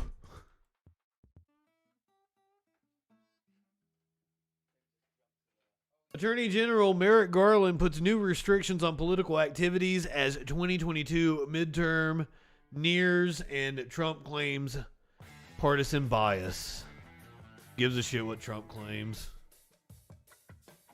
Attorney General Merrick Garland put new restrictions Tuesday on the political activities of Justice Department appointees, preventing them from attending fundraising or campaign events as the 2022 midterms near, and former President Donald Trump publicly claims partisan bias has drove the FBI's recent search of his South Florida home. In a memo, Garland said the lightened restrictions were aimed at helping the Justice Department, the tightened restrictions, Yep, it's fucking airborne. In a memo, Garland said that the tightened restrictions were aimed at helping the Justice Department maintain public trust and ensure that politics, both in fact and appearance, does not compromise or affect the integrity of our work. Under the Justice Department's previous policy, political appointees were allowed to attend partisan political events in their personal capacities so long as they obtained permission in advance and participated only passively. But the new policy, unveiled Tuesday, forbids political appointees from attending such events in any capacity, making them subject to the same rules that apply to the Justice Department's career staff. I feel like charges are coming. The DOJ, meanwhile, says only a few items seized from Mar-a-Lago were covered by attorney-client privilege, potentially undercutting Trump's defense. The Department of Justice has found that a small number of documents retrieved in the FBI search of former President Donald Trump's Mar-a-Lago home were covered by attorney-client privilege. The finding potentially undercuts one part of Trump's legal defense, which is that some of the documents that the FBI took were protected by this form of privilege and therefore should be shielded from scrutiny. I fucked that one completely up. I'm sorry. He is sought to have a special master or third-party official appointed to identify which documents the DOJ has a right to examine and which it does not. Apparently, the DOJ had until midnight to submit documents regarding the appointment of a special master. Here is a CBS News hit on the matter. Tonight, the Justice Department is facing a midnight deadline to weigh in on whether a federal judge should allow an independent review of those documents seized during an FBI search of former President. Oh, I'm sorry, Core. I'm sorry. We got to touch on it. The main story on the Trump front tonight is the Secret Service agent stepping down. You know me, like, I'm not Trump wall to wall, but we got to touch on this shit. As I illustrate in the thumbnails for the show on YouTube, like, Trump is just like a specter haunting us. The Secret Service agent is one of the main stories tonight. Lizzo. A Phantom Galaxy. That's what we're talking about. But we gotta touch on the Trump. President Donald Trump's Mar-a-Lago home earlier this month. CBS's Robert Costa is here with the very latest reporting. So, Robert, what can you tell us? Good evening, Nora. Tonight, we are expecting the Justice Department to issue a filing giving their assessment of the appointment of a third-party attorney or special master. I know, it's cool, Cor. I agree with your cynicism. The appointment could, according to some legal experts, complicate the investigation. Trump's lawyers have said this special master should be appointed to remove any privileged documents. But also, I have seen the U.S. government just fucking completely destroy people that fuck with it. And Trump has just like been teabagging it and teabagging it and teabagging it and daring it. And like, man, that's a Leviathan you don't want to fucking mess with.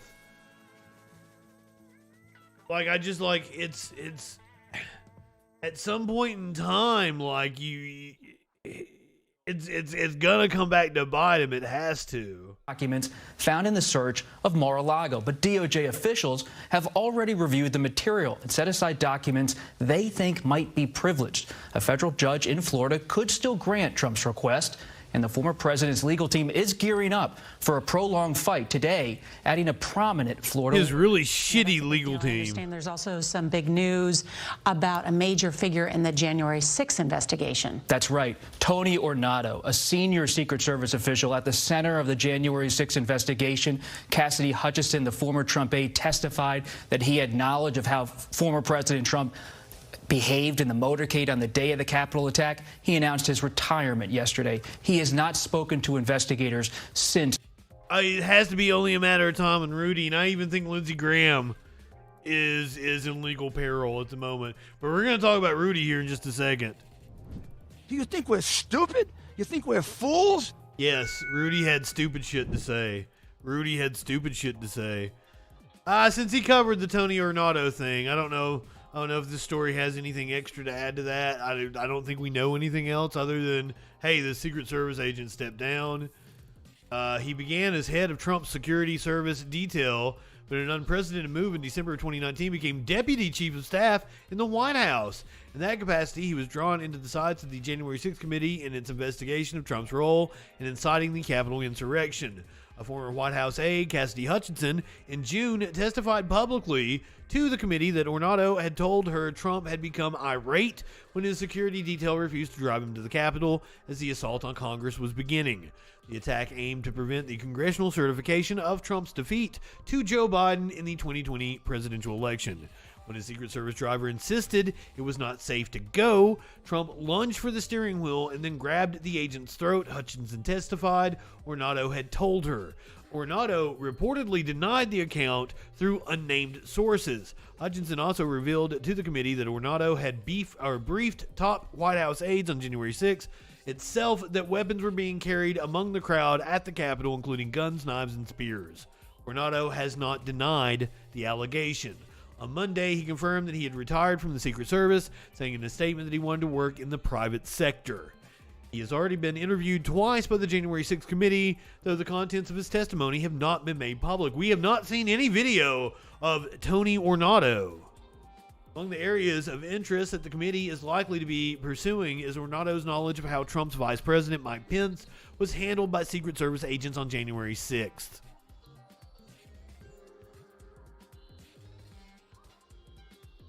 You guys mentioned Rudy.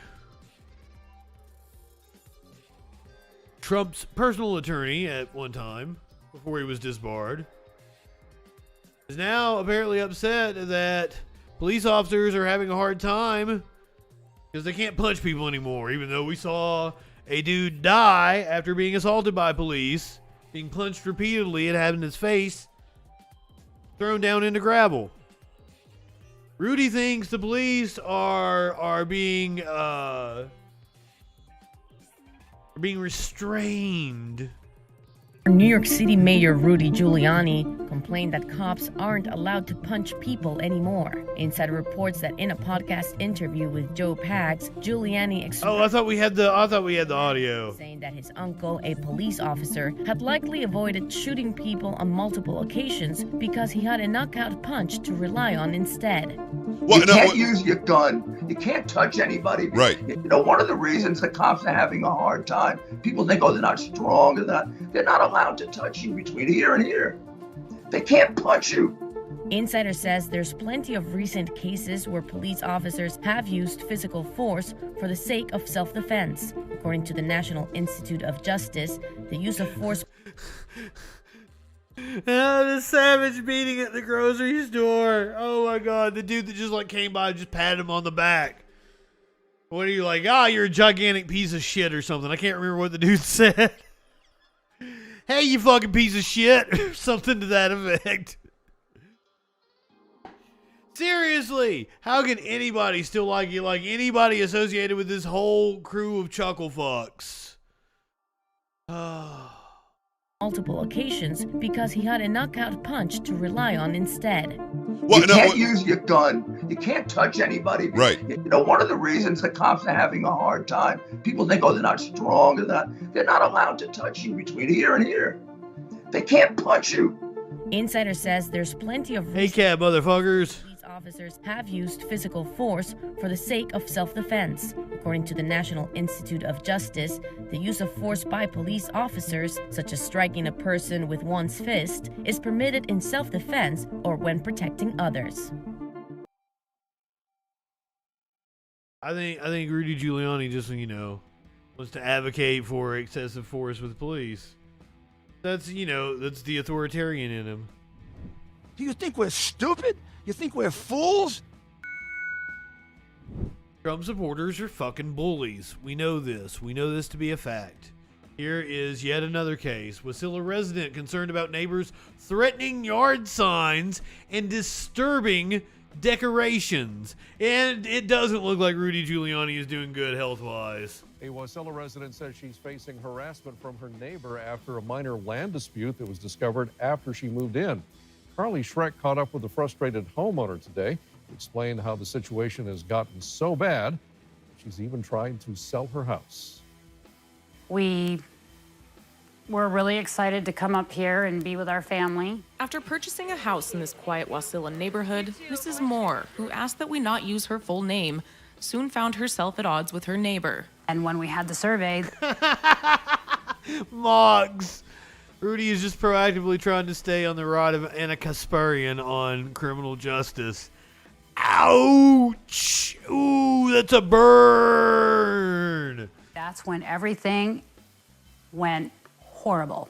After a survey showed an encroachment on her backyard, she worked to have the property lines cleaned up. But not long after survey markers went into the ground, it became clear that the neighbors weren't pleased with the outcome. Faster. RB, that's racist. Not all white women look like pink. Not all white women look like pink. Hey, Justin, are you trolling? Probably. It's our way to get to heaven. It's got a gun. There's assault rifles out there. Smile, you're on camera. We're tired of hiding bodies. We got a backhoe. Signs, aggressive in nature, started popping up on the side of the fence that faces Moore's backyard. A fence that her neighbors erected after the survey was completed. Basically, you can go on Amazon, take your pick, and I probably have it in my backyard.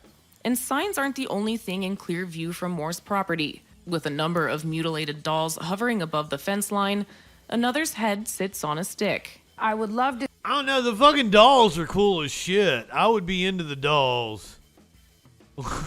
I know several people that would be into the dolls' heads. Just saying. See in the community a difference made in turning this around and protecting people and their homes and their investments and being able to enjoy their quality of life. Moore has even considered selling, but some real estate brokers won't take on the listing after seeing what she faces every day. No. Jesus loves you, Karen. What's the never mind Alanya about? I don't get that. I like that they voted for Biden with a fucking, oh my God, with an arrow over towards their house. Oh my God, right-wingers are morons. Nobody should live like this. What are we sending a message to in the community that this is okay? According to the Matsu Borough's Code and Compliance Department, one of the only options she now has requires hiring legal counsel in civil court. I don't get it. See, that doll is metal as fuck. Why don't they just drop this? They just need to drop it. Just let it go. We reached out to the other homeowner regarding their yard signs, but they declined to comment on the matter. Carly Schreck, Alaska's news source. My neighbor is a Karen. What was their complaint? Did we ever, other than voting for Biden?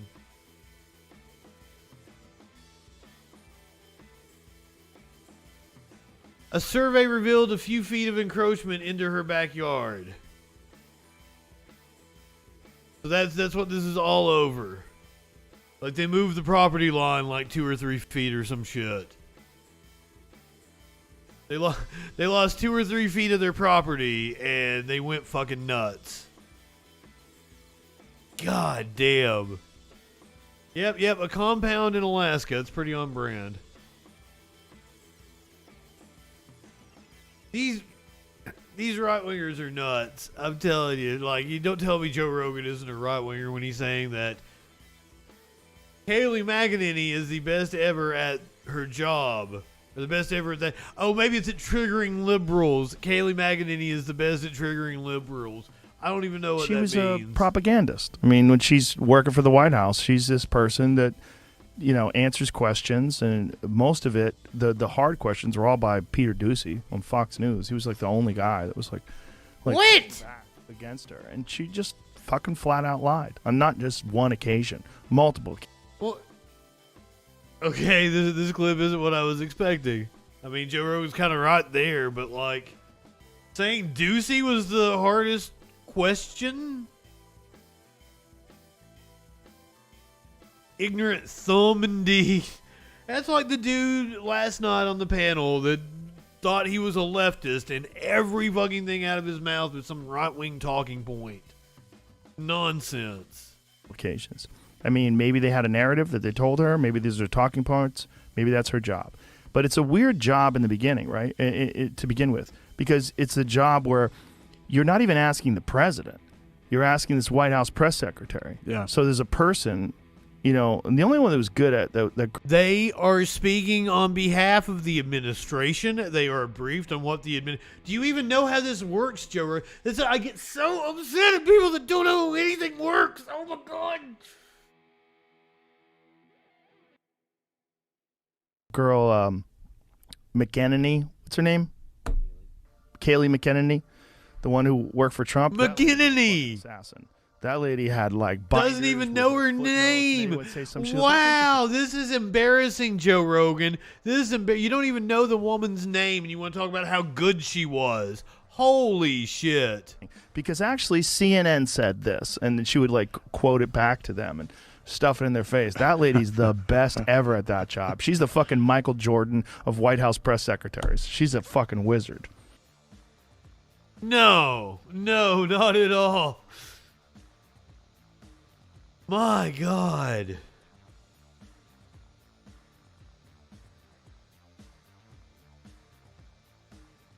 But yes, we are in the celebrity portion of the show. If you could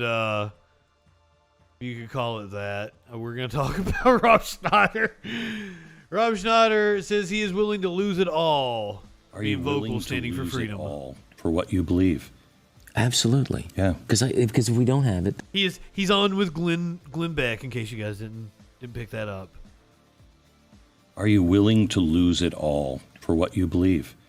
Absolutely. Both of them look a little bloated. Because if we don't have it, then we have nothing. Mm-hmm. I don't care about my career anymore. Mm-hmm. I care about my children's. Me too. The country that they're going to live in. And my hope is this. My hope is a beautiful story from a chaplain in England.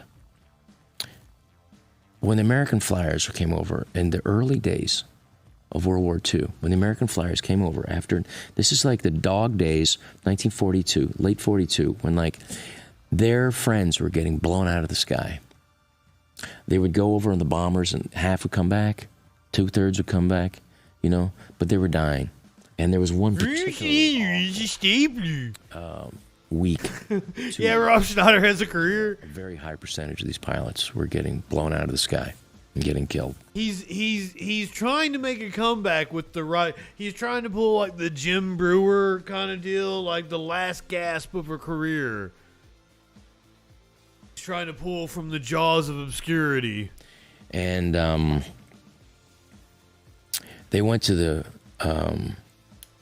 prison. They went to the Air Force chapel, and the pilot said, "Why?"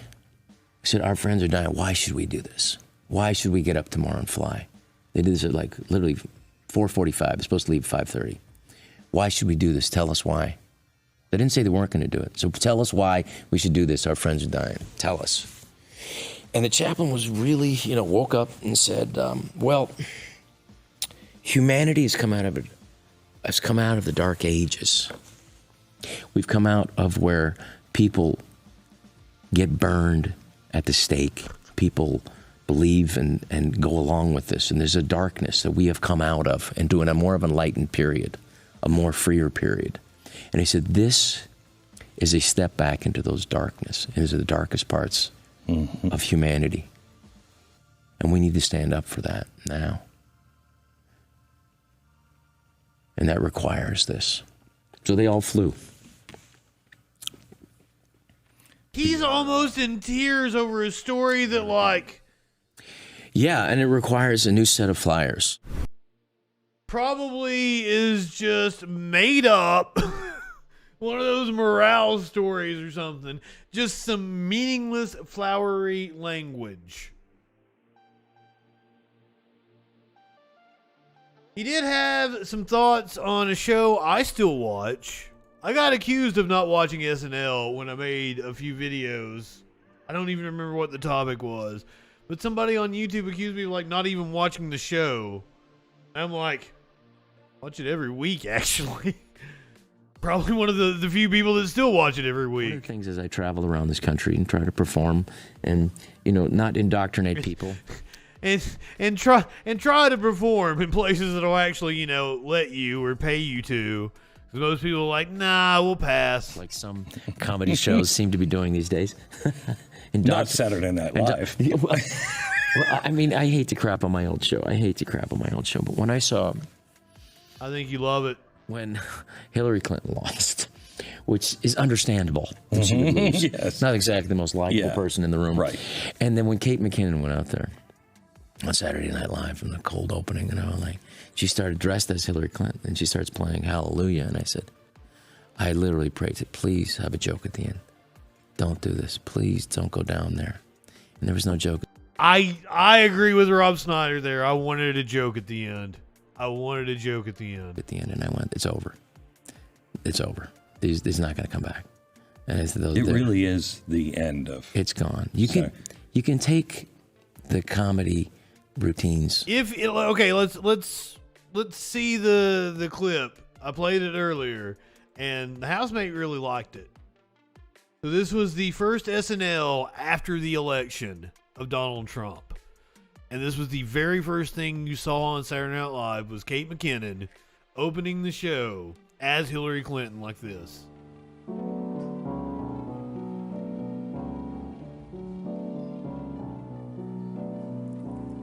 I heard there was a secret chord that David... But this is not what SNL is about.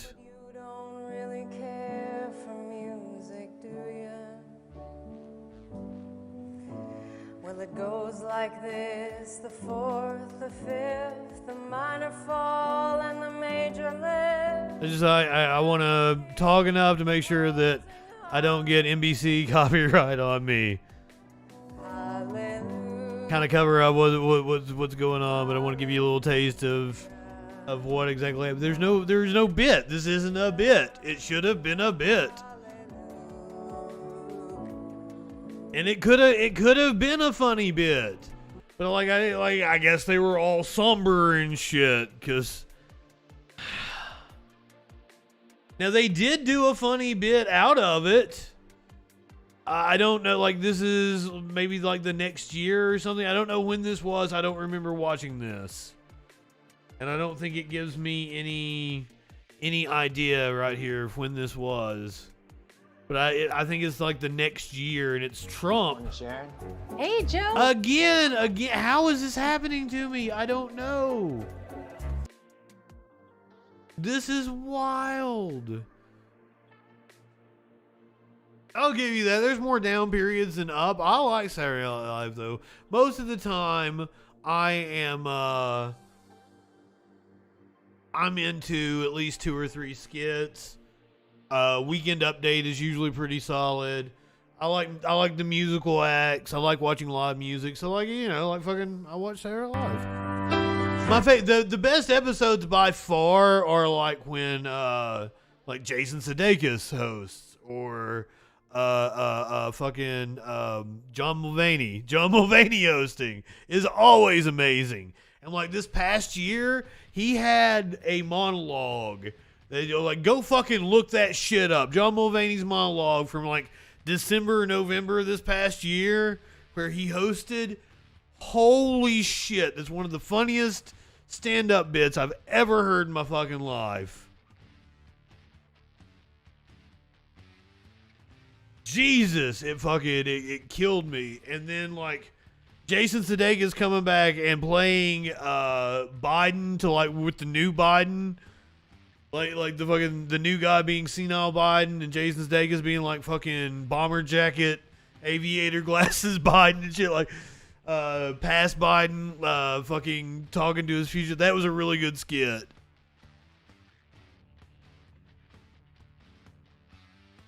I'm just saying. And this was good.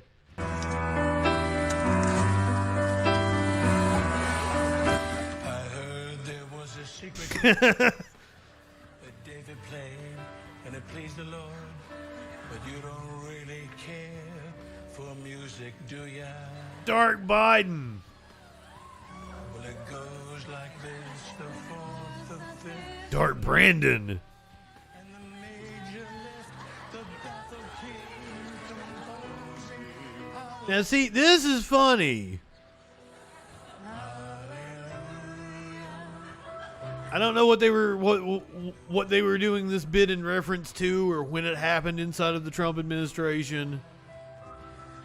Because I honestly don't remember this happening. I remember watching the the Kate McKinnon as Hillary.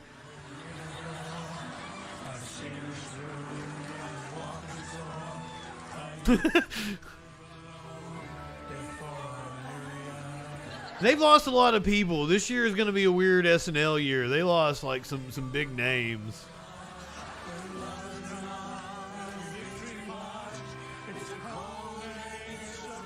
I guess it'll be interesting. It's an interesting time going into the midterms and shit here. Let's go Lizzo. Lizzo has triggered the right-wingers awfully hard. The VMAs were the other night, for you old people that may not be aware. I always I watch the performances afterwards. I watched Lizzo's performance. It was really good. They threw in Red Hot Chili Peppers and Eminem and Snoop Dogg for like my age range and the Gen Xers. But here's Lizzo and her acceptance speech that apparently really triggered right-wingers. Because this is the Daily Wire. I pulled this from the Daily Wire. Oh, shit. What? Oh.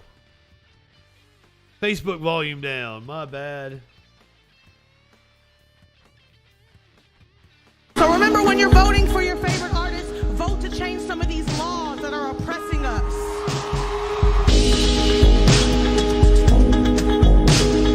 Oh, come on. Oh, come on, Ray. You couldn't name one person? I like naming people that are still Vanessa Villaseñor, Eagle Wodum, Michael Che, fucking Austin. I've about said Austin Bennett. That's not his fucking name. It might be Austin Bennett. Fuck, I don't know. Hey, Justin, are you trolling? I think Alex Moffat left. Mikey Day. Pete Davidson left. Keenan is on there. But I think Keenan officially left now. I think Keenan's not there anymore. A.D. Bryant left. Fucking love A.D. Bryant. Also, I haven't watched SNL in several months. The Asian. Oh God, what was his name? Oh, he's really funny. Bowen Yang. Yeah, he's really funny. I like him. I like him an awful lot. The gay Asian dude too. Mox, I saw Daryl Hammond a few years ago do stand up. Oh my God. He has a bit about he was either right at the end of his SNL run or it was right after his SNL run, and he was at a crack dealer's house. You need to look at his fucking really funny. But then some crackhead thought Bill Clinton was in there fucking smoking crack. Oh shit. I watched it. It became habit. When I was in high school, college, and shit, I'd watch SNL. It's just always it's something to watch. It's all when we got DVR, I always kept the SNL on the DVR. Then I had Hulu. I used to subscribe to Hulu one point in time for Daily Show, SNL, all that good shit. I'd watch Simpsons, Family Guy, Bob's Burgers, and all that on there. Will Ferrell and Sherry. I love Sherry O'Terry. I wish there was more. I don't know where. She has a show now, but it's not geared towards me. Because I looked it up. I was like, where the fuck is Sherry O'Terry? And she has a show, but I want to say it might have been on Lifetime or some shit. It was something that was not geared towards my fucking demographic. Oh, I fucking love her. And her guest spot on that might have been Anna Gasteyer. I might have got people confused. But Sherry O'Terry's guest spot on Curb Your Enthusiasm. She was a worker that worked at the Looney Tunes store, and the song would drive her into a rage. So funny. Anyway, Lizzo. I'm sorry, I probably missed the ads. I've been trying to pause them. Might have missed the ads. If so, I'm really sorry. I've tried not to. I was trying to get through the rest of the content without playing a commercial break. Damn Bezos. Anyway, Lizzo gave an acceptance speech at the VMAs that apparently really triggered a bunch of right-wingers. Grammy-winning superstar Lizzo won the Video for Good award at the MTV Video Music Awards. In her acceptance speech, she claimed, "I don't know what music video for good means." What the fuck is that? That was not a category. I thought the Daily Wire got something wrong, but apparently Lizzo actually pointed it out. And she looks amazing. It is going to really, really upset their audience. Conservative political commentators Ben Shapiro and Matt Walsh both fired back at Lizzo on Twitter over her claim of being oppressed. According to Cosmopolitan, Lizzo currently has a net worth of $12 million. That wasn't what she was talking about. She wasn't talking about her specifically. I'm pretty sure she would tell you she's rich and that she is standing up for others. But, the Daily Wire is disingenuous, just like I know our good friend Jeremy is going to be disingenuous. What's going on, everyone? Jeremy here from The Quartering, and last night was the MTV Awards, which apparently are still a thing, despite yes, they are still a thing. Low ratings, giving multi-millionaire celebrities an opportunity to hop on their private jets and get up on stage and pontificate about climate change and how they're oppressed. Well, gigantic, large woman, Lizzo, who probably is... Oh, fuck you! I'm guessing, decided to get up on stage and talk about how she's oppressed. Lizzo's net worth exceeds $10 million. You ain't skinny, sir. Other very, very bizarre award ceremony conversations that I want to get into. This is a wild one. That after a quick word... Is it really? Sponsor. Oh, no. To this video No. No, Jeremy. No, we don't. Privilege. I mean, just like nobody in these replies. If you look at the quote tweets, obviously, she looks like a Pac-Man thing. I have a better dress design. Oh my God! Quite like being a millionaire, pontificating in front of other millionaires. A celebrity worth $12 million who's so oppressed. Yeah, once again, this is straw manning her in what she said. Laws that are oppressing us. Now, allow me to, as a I can say these type of things, okay? By the way, you're on the side. You're on the side where Brandon Straka put himself in a fucking jail cell and cried the other day, dude. Seriously, give me a fucking break. You're upset about Lizzo? And let's make no mistake about it. The only reason Jeremy is mouthing the name Lizzo is because Lizzo gives him clicks. He is mooching relevance off of her. Lizzo's fault. This is the media's fault. But I would argue that Lizzo and all the hilarious bending over backwards the media does to tell everyone how she's healthy. And by the way, this body positivity stuff I want to talk about for a second. Us men, we don't get to benefit from that, right? You've seen the memes, right? Where a obese woman in a swimsuit and it's like slay queen, and it shows a guy with a big gut and it's like, put your shirt on, bro. Oh God, your evidence is a meme. That is how stunted your intelligence is. Being obese. And look, I am obviously... Buddy, she owns being fat, and she goes out there and dances her ass off while playing a fucking flute. And she is sexier than you are ever gonna be, sir, I promise you. I also am not using my platform to tell people that that's healthy and that they should strive to be No, you keep using the word healthy. I don't think anybody says that it's about health. You guys make it about whether it's healthy or not. No. It's about accepting people for who they are. It's just the facts.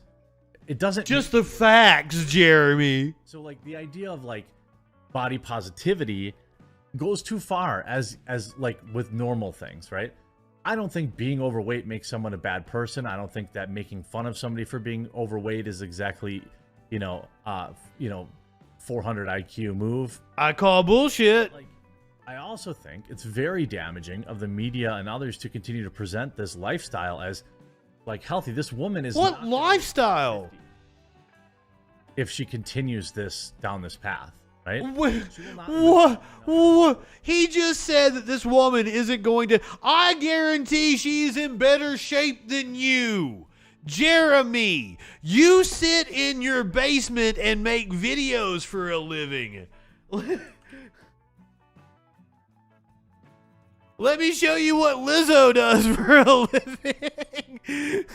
Just let me give you an example of what this woman does. Night in and night out. Tell me that she's not in... What in the... Like, I gotta get another fucking ad blocker, and this is just weirding me out here. Here she is, gonna dance her fucking ass off. Hold on. Let's get to the... Because it's kind of hard for her to dance while she's doing the chorus.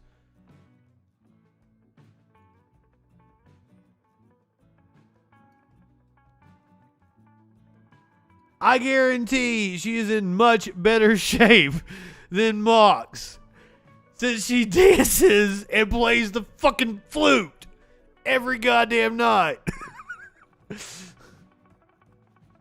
Jeremy sits in his fucking room and makes videos for the internet. Not that there's anything fucking wrong with that. I do it myself.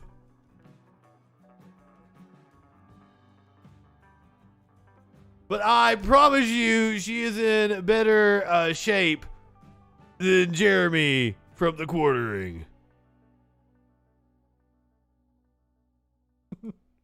Enjoy all that money she's getting rained on. That's why she's that bitch. If she continues down this path. Richard Cooper, imagine if she continues down this path. This rich, this famous, getting an award for awful music and still crying about being oppressed.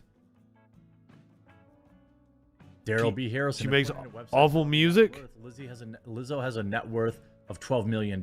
She is in no way oppressed. No one was accusing her of being oppressed. However, she wasn't saying she was oppressed. A tool of leftist celebrity elitists. Straw man argument. Narratives. 100% correct.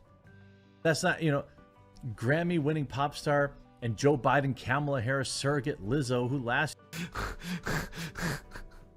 That's not a biased article at all. All right. I forgot that we had this next video to play, so I am going to have to take a commercial break so we can get the Twitch commercials out of the way. But you guys are going to want to see this.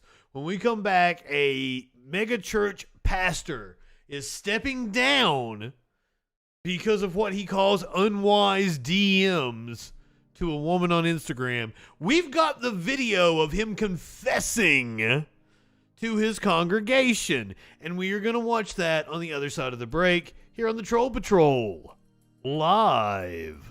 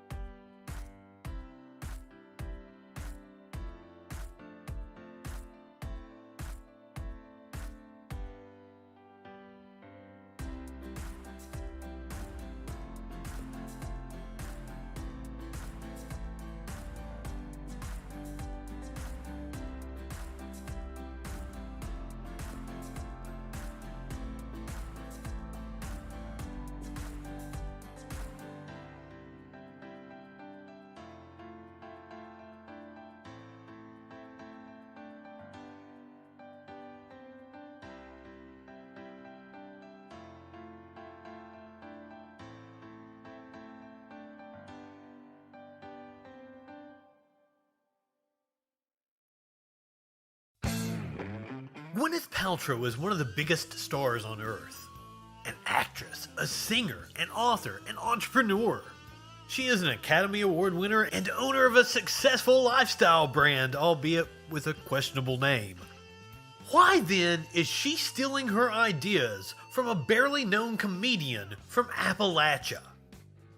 Earlier this year, Paltrow launched her This Candle Smells Like My Vagina product under her Goop brand. There's just one little issue, Miss Paltrow. I came up with the idea for pussy candles back in 2013. It's from my stand-up comedy routine, Pussy in the Morning, where I coined the concept of a vagina-scented perfume I called Eau de Toit.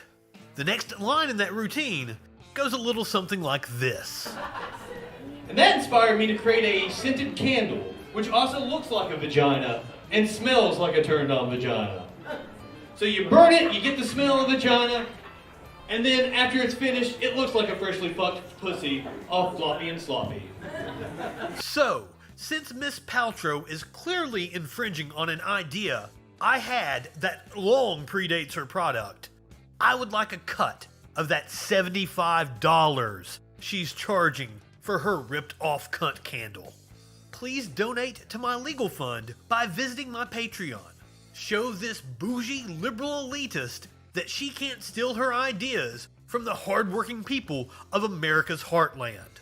And I will use the money from that settlement to bring affordable pussy-scented candles to market. available to all the masses, not just Elton John. Elton John? Why does he like the smell of pussy?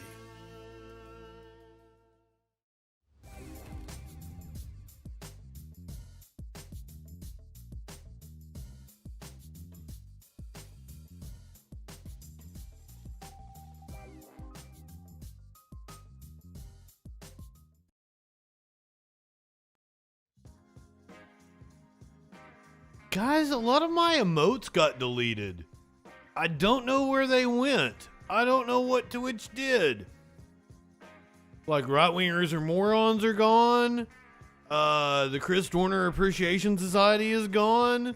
Like, what happened to my emotes? Nancy Pelosi, Troll Biden are gone. The Soros pay me to say it is gone.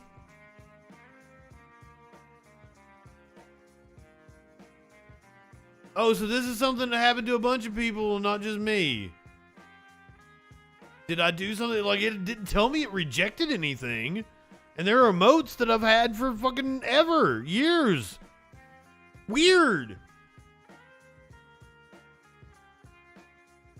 Well, I mean, you just heard the ones I named off, but like even the snake. Like, without the right-wingers or morons, just the snake got deleted. Yeah, the meme is all the social media platforms, their icons saying we're going to censor you to protect our corporate profits, and an idiot-ass right-winger saying this is literally communism. Well, shit, I'll have to think up other emotes.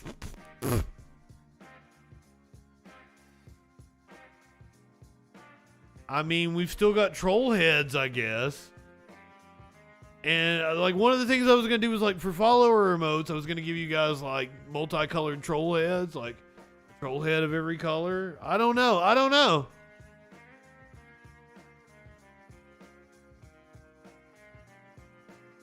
Damn. I didn't know there was an emote purge on Twitch. Fuck you, Bezos. All right, this is the story I've been waiting for all night. God. Yes, God. God indeed.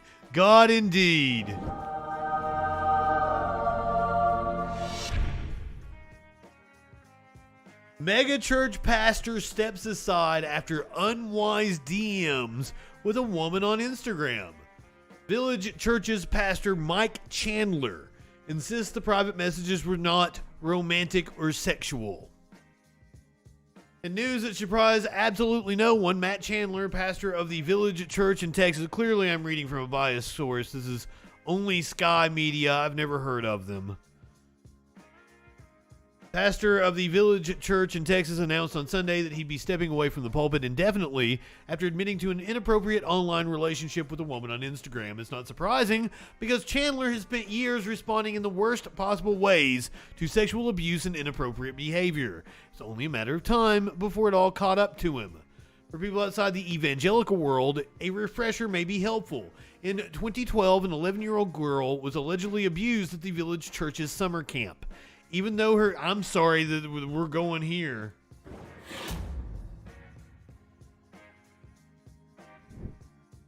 Sure thing, Sassy.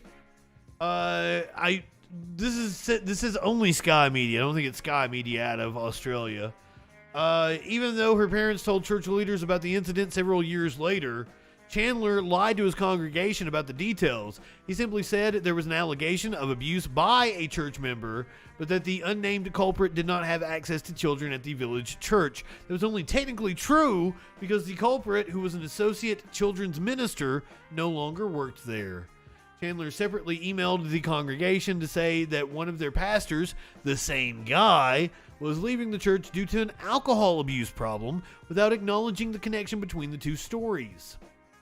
It gets worse. In 2015, Chandler and his colleagues punished a woman who annulled her marriage after finding out her husband was a pedophile because she didn't run it by the church elders first so they could attempt a reconciliation.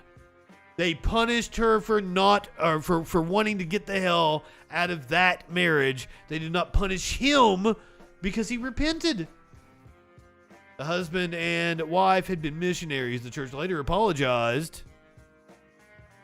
Chandler is also president of Acts 29, a major evangelical church planting network that gives giant wheelbarrows full of cash to men who show promise in starting and leading churches that adhere to a strict conservative interpretation of Christianity.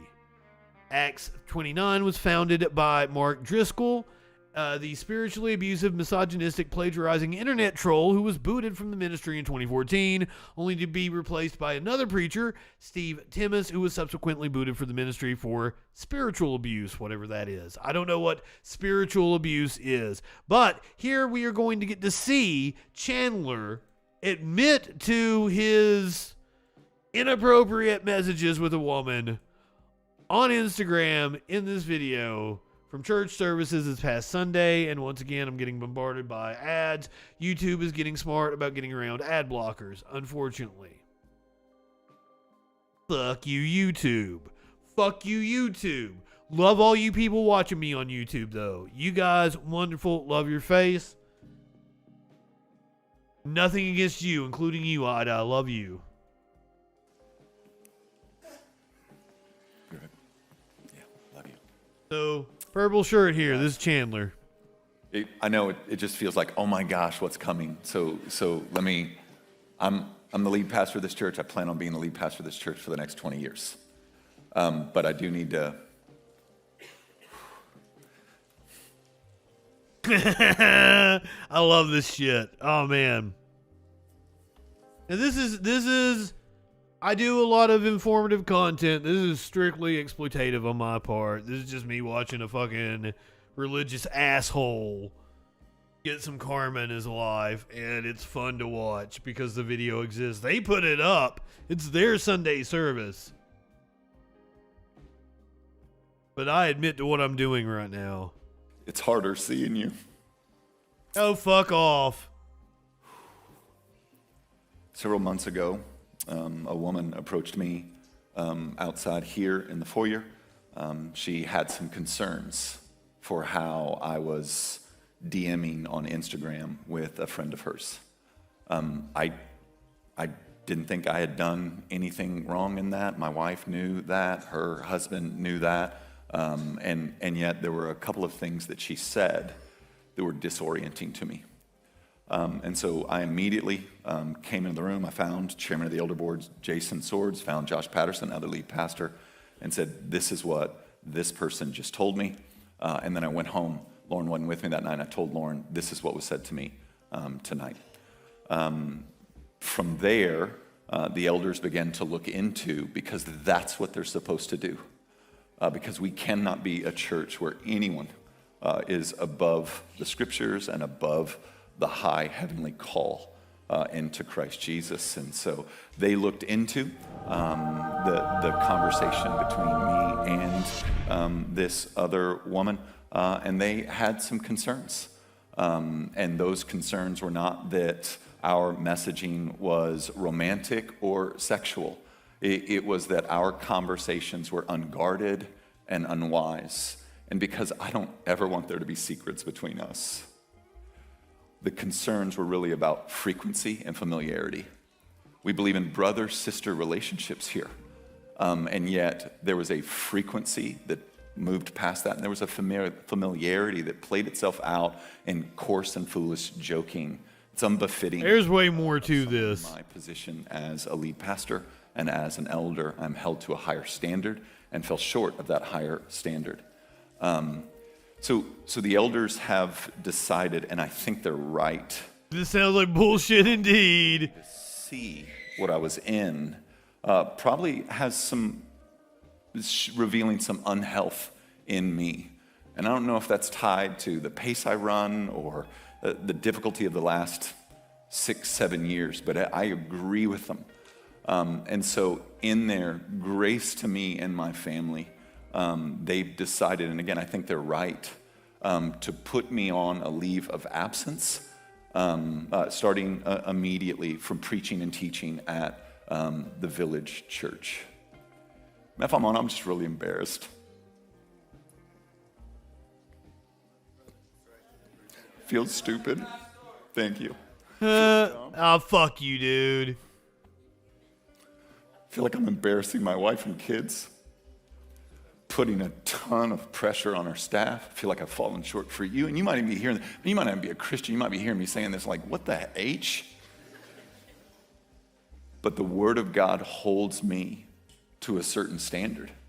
And I need to live into that.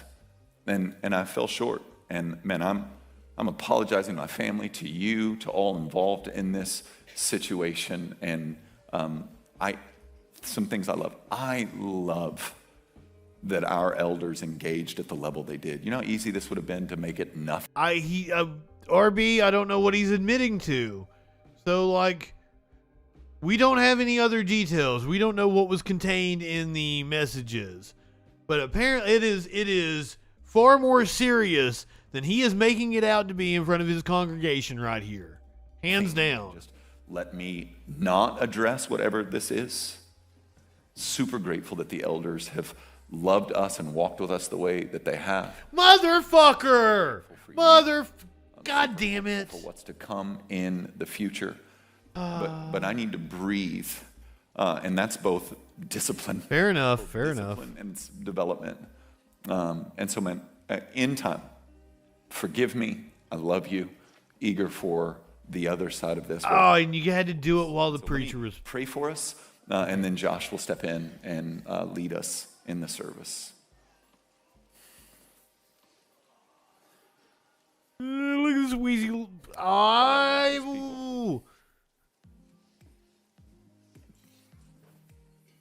I couldn't complete my sentence I started there. Thank you. For giving them to me and me to them. Oh, is this praying? I thank you that the whole ethos of this family is that you take crappy things and you turn them beautiful in time. Bless them in the name of Jesus. I just pray if there's any kind of church hurt or I knew it or God that you would minister to that place. Pray if there be... Seriously, I wish I didn't have ethics. I could totally run a grift stupid thing in a church. Fling themselves on I could be a mega church pastor. No, I couldn't. I couldn't get up early enough to do it. Ah ha ha. It's for your beautiful name I pray. Amen. Amen.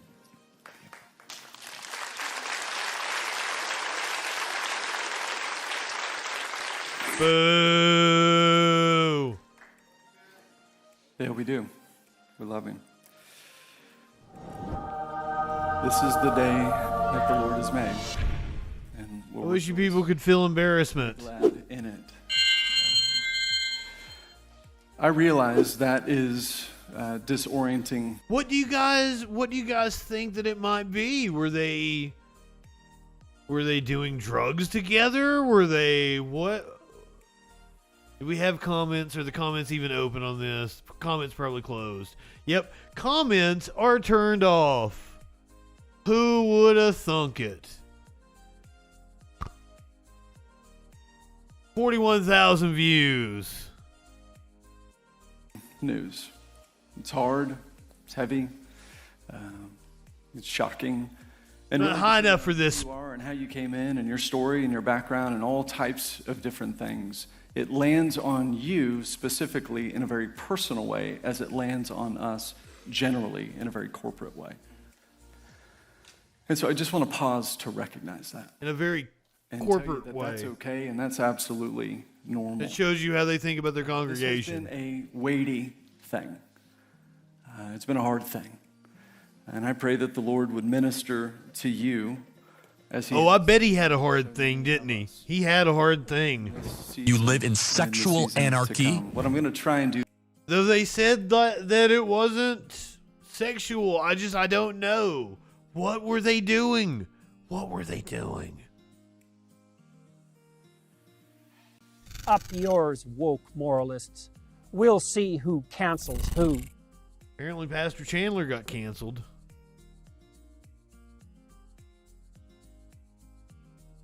NASA releases spectacular image of the heart of a phantom galaxy. Let's watch this CBS News hit here. From the James Webb Space Telescope. Mark Strassman. This marvel of a telescope. This is the vast Carina. Sassy, there has to be more to it than that. It wouldn't be that big of a deal that he had to step down, that they were just texting without chaperones and had inside jokes. There's more to it. There has to be more to it.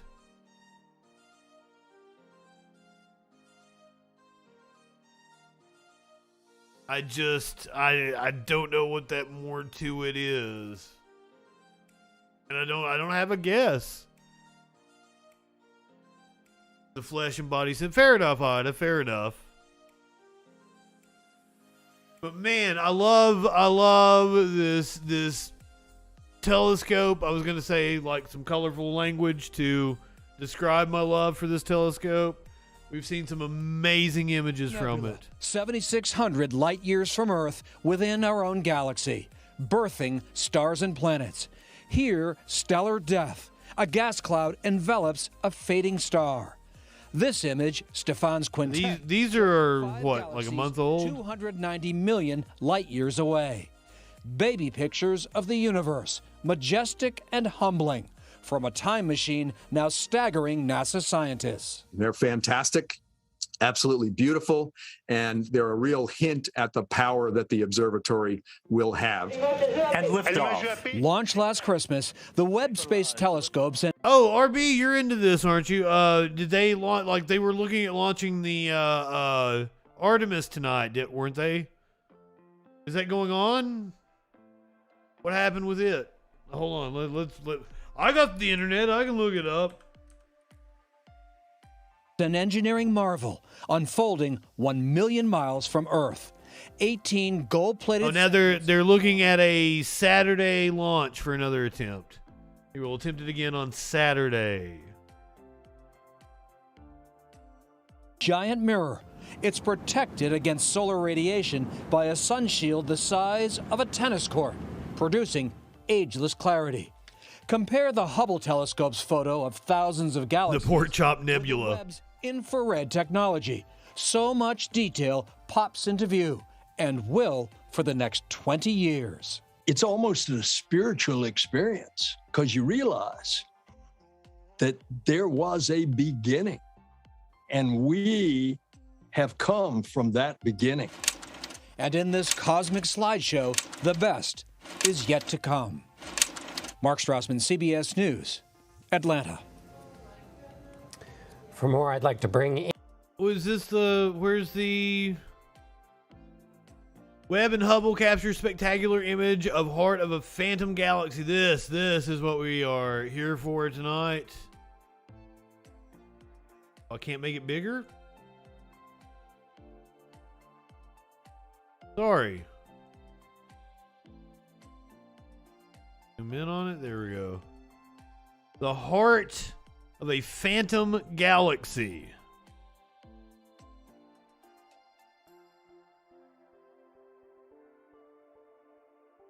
The Europe Space Agency released a new photo Monday capturing the heart of Messier 74, located 32 million light years away in the Pisces constellation.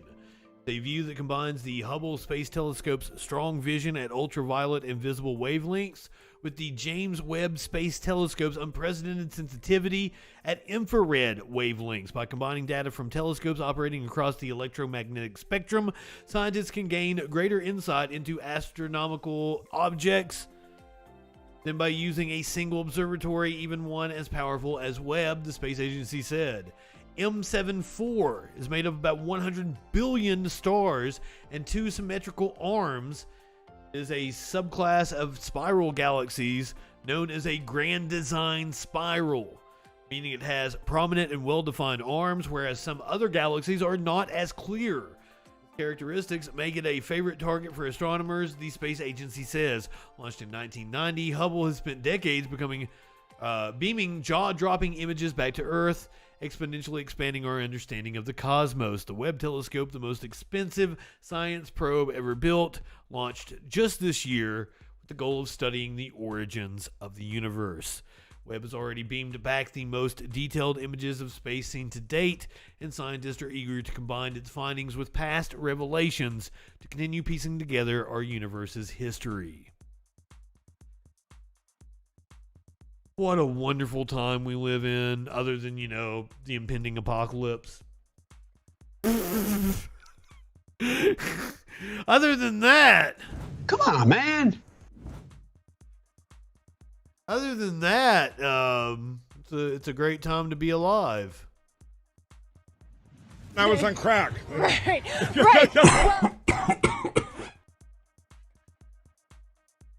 Already paid for itself. Indeed, Merkin. Indeed. I have been captivated by the results. Alright, I should be able to make it through a cat video without cussing, I assume. So I can go ahead and start landing this ship here. I'm gonna go make a sandwich or some shit. Oh my god! Motherfucker! Did it again. Wow. So close. What was I, like 24 seconds?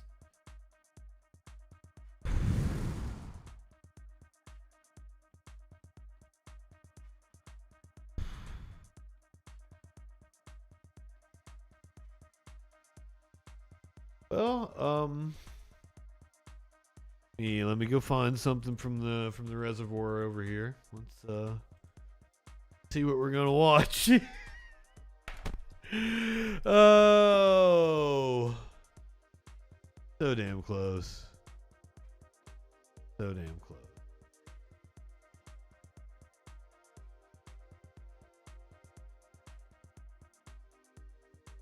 All about doing Johnny Depp. Apparently it was a confusing VMA appearance. $11.8 million worth of cocaine found in a shipment of baby wipes.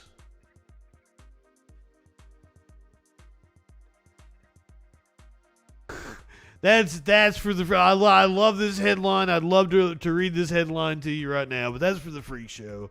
That one's for the freak show. That's too good. That's too good. Oh, this week's guest. Jay from Fancy Geeks. Jay from the Fancy Geeks YouTube channel will be the special guest host. Conservatives are self-censoring at University of North Carolina campus. Famous Churchill portrait stolen from hotel. No one noticed for months. Shia LaBeouf's conversion is likely the real deal, not a marketing ploy, says the Federalist.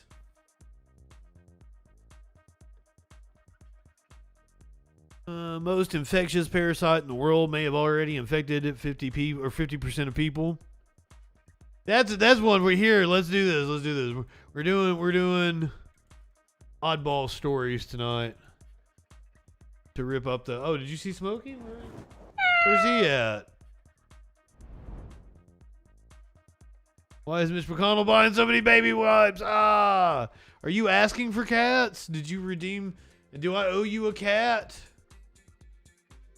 I owe no one a cat, according to the Twitch.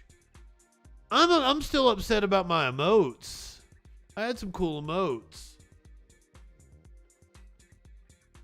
The most infectious parasite in the world may have already infected 50% of people.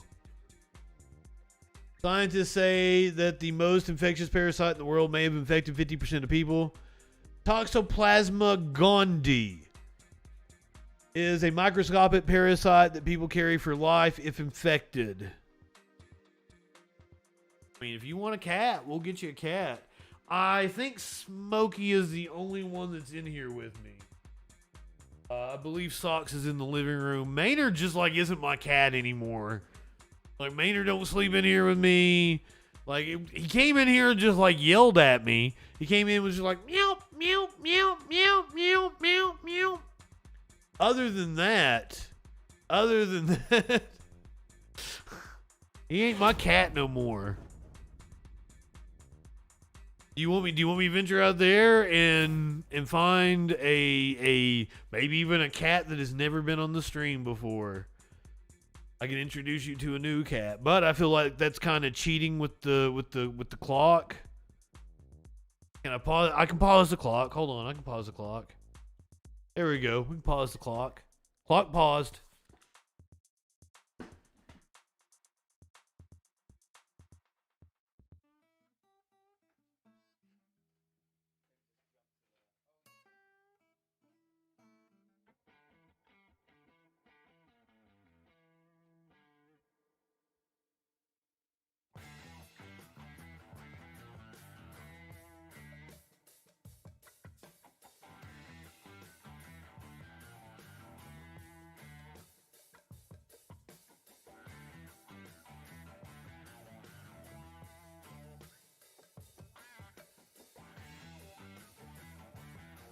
You don't get a new cat, but you get a Socrates. Here's a Socrates. Mwah. Huh.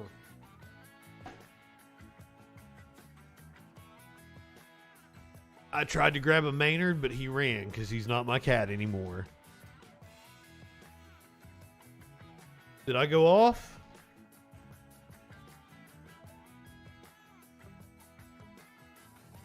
It seems that the internet is bouncing back and forth. I didn't do it. Like, I'm not purposely doing this to try to mess with the no profanity. I'm sticking it out. Okay, like it's green light now. We looking good.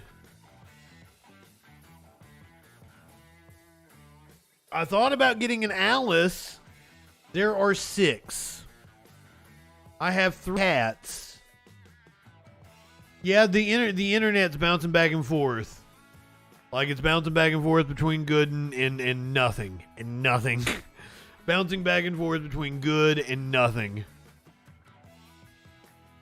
I have 3 cats, and my housemate has 3 cats. There are 6 cats in total here. Now, all of them are friendly with me.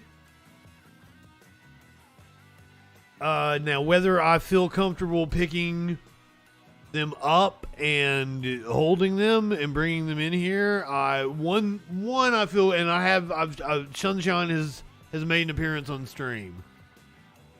So Sunshine's okay. I can pick Sunshine up. Alice was in her she has a little toy thing. Like it's like a it's almost like one of those baby things where like they're laying on a blanket and it's got the rings that go over it. It's got things that hang down, but it's like cat oriented. And she was in her little thing, and I didn't want to grab her out of it because like she can be mean, but like she likes me, but like she don't want to be she don't want to be picked up. Oh, I'm sorry. Yeah, we were toxoplasmosis. Scientists say that most infectious parasite in the world. Scientists say that the most infectious parasite in the world may have infected 50% of people already. Toxoplasma gondii is a microscopic parasite that people carry for life if infected. Scientists say because of the infection rate, many believe that it is the most infectious parasite on the planet. In the 1970s, scientists estimated that 30% of people were infected with the parasite, but now it is between 30% and 50%. Australia seems to be seeing an increase in infections as one community in Western Australia has an infection rate of 66%. While food can be recalled due to infection, cats are often cited as the primary host of toxic. I was wondering if it was the cat thing. Yeah, I probably got it myself. Cats are often cited as the primary hosts of toxoplasma. Apparently, like it gets into your brain and makes you do things for the cats. Gondii, okay. Toxoplasma gondii. Thank you, Tones. Always hooking me up.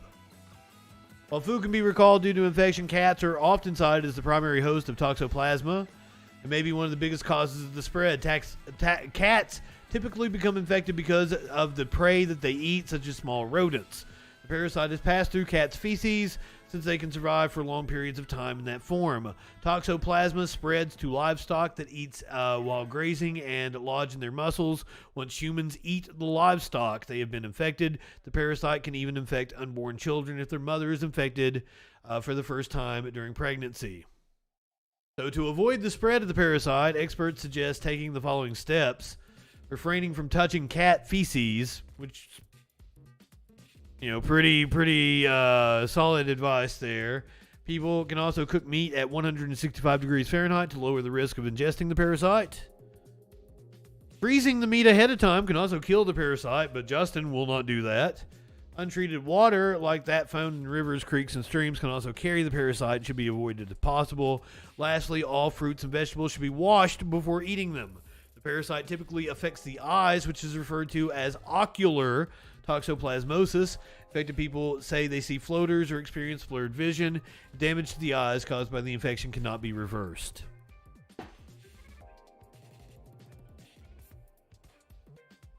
I guess I probably got it. I probably got it. If the cats give it to you.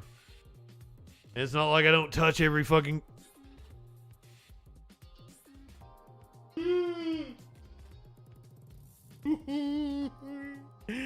We'll keep doing oddball stories. We'll keep going. You can't get rid of it. You can't get rid of it, Sassy. You have it for life if you get it. And apparently, at least 50% of the people got it already. All right, what else? What else do I have here for us?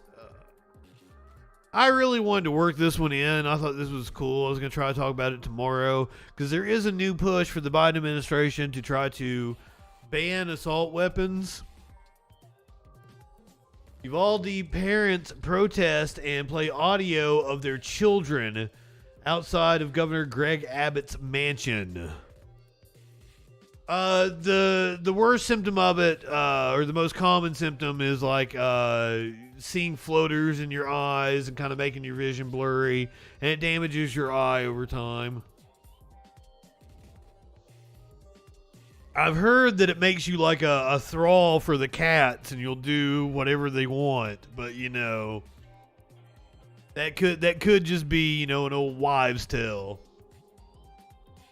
Uvalde parents protest play audio of their children outside of Abbott's mansion. Parents and family members of children who were killed in the elementary school, oh great, now I'm going to read a story about a school shooting while I can't cuss. Oh. Remember, kids, shoot up drugs, not schools. Parents and family members of children who were killed in the elementary school shooting in Uvalde, Texas, demonstrated in front of Governor Greg Abbott's mansion early on Saturday morning, demanding that he call a special session of the legislature to address gun violence. The family members, joined by members of the gun reform organization March for Our Lives, gathered around 5:15 a.m. on Saturday to protest the governor's inaction. Some of the parents held portraits of their children who had been murdered. They also played audio of their children laughing, playing over a loudspeaker, pausing at times to shout the name of their children and to condemn Abbott's refusal to promote gun reform legislation after the May shooting that killed 19 children and 2 teachers. She licked the inside of my ears. Get him, Rio. Get him. Get him, Ringo. That's heartbreaking. You can see she could probably do no wrong. Oh, God. I'm sorry. I probably should have gave you guys a warning for that. Oof. Let me see if I can get something that's not as...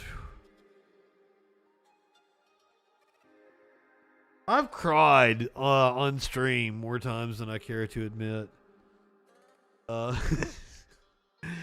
Whippets. Let's talk about Whippets in New York. You now have to present ID to buy Whippets. You have to be 21 years old to buy whipped cream chargers in New York. Legislation sponsored by New York State Senator, NYS Senator? What? New York State Senator? Yeah, that's it. Joseph Abido. Addabo. There we go. Joseph Addabo. Attaboy for me saying it. Senator Joseph Addabo Jr. was passed on October of 2021. The goal of the law is to combat the use of whipped cream chargers, also known as whippets, as a way to get high. And I don't know why. They're so harmless. Oh, you got to wonder if this is another one of those things like targeting the gay community, because they're really popular in the gay community. I don't know why. I guess it makes it easier to take a dick if you've done a whippet or something. I don't like. One time I hooked up with a dude and I hadn't been high in a while and he smoked a joint with me. By a while, I mean like a couple of days. And then he offered me a whippet and I was like, you know what? I've never done them during sex. I'll try it out. And like, I was too high. I couldn't even perform. You live in sexual anarchy? Never done them during sex. I had, I quite frequently get a can of whipped cream and inhale the nitrous out of it. I like being like, this is an only in New York story. Indeed it is, Mox. Why are they outlawing whippets? Of all the things. We can outlaw whippets, but we can't outlaw guns. This backwards country.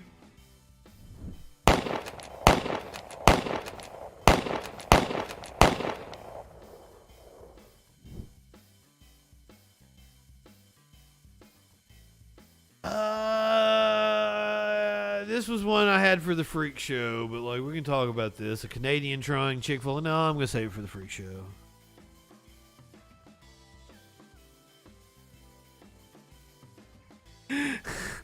Okay. Here we go. We should get some quality content out of this. Duster is a different chemical, isn't it? The whipped cream is nitrous. The duster is some other fucking... Oh my god!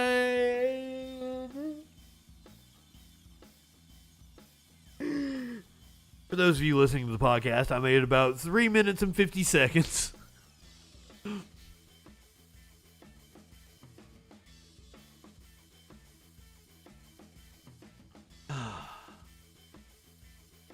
But I picked out a 16-minute video. How far into a 16-minute video of Ben Shapiro playing Minecraft are we going to make it? First of all, this is the kind of content you're releasing in 2022.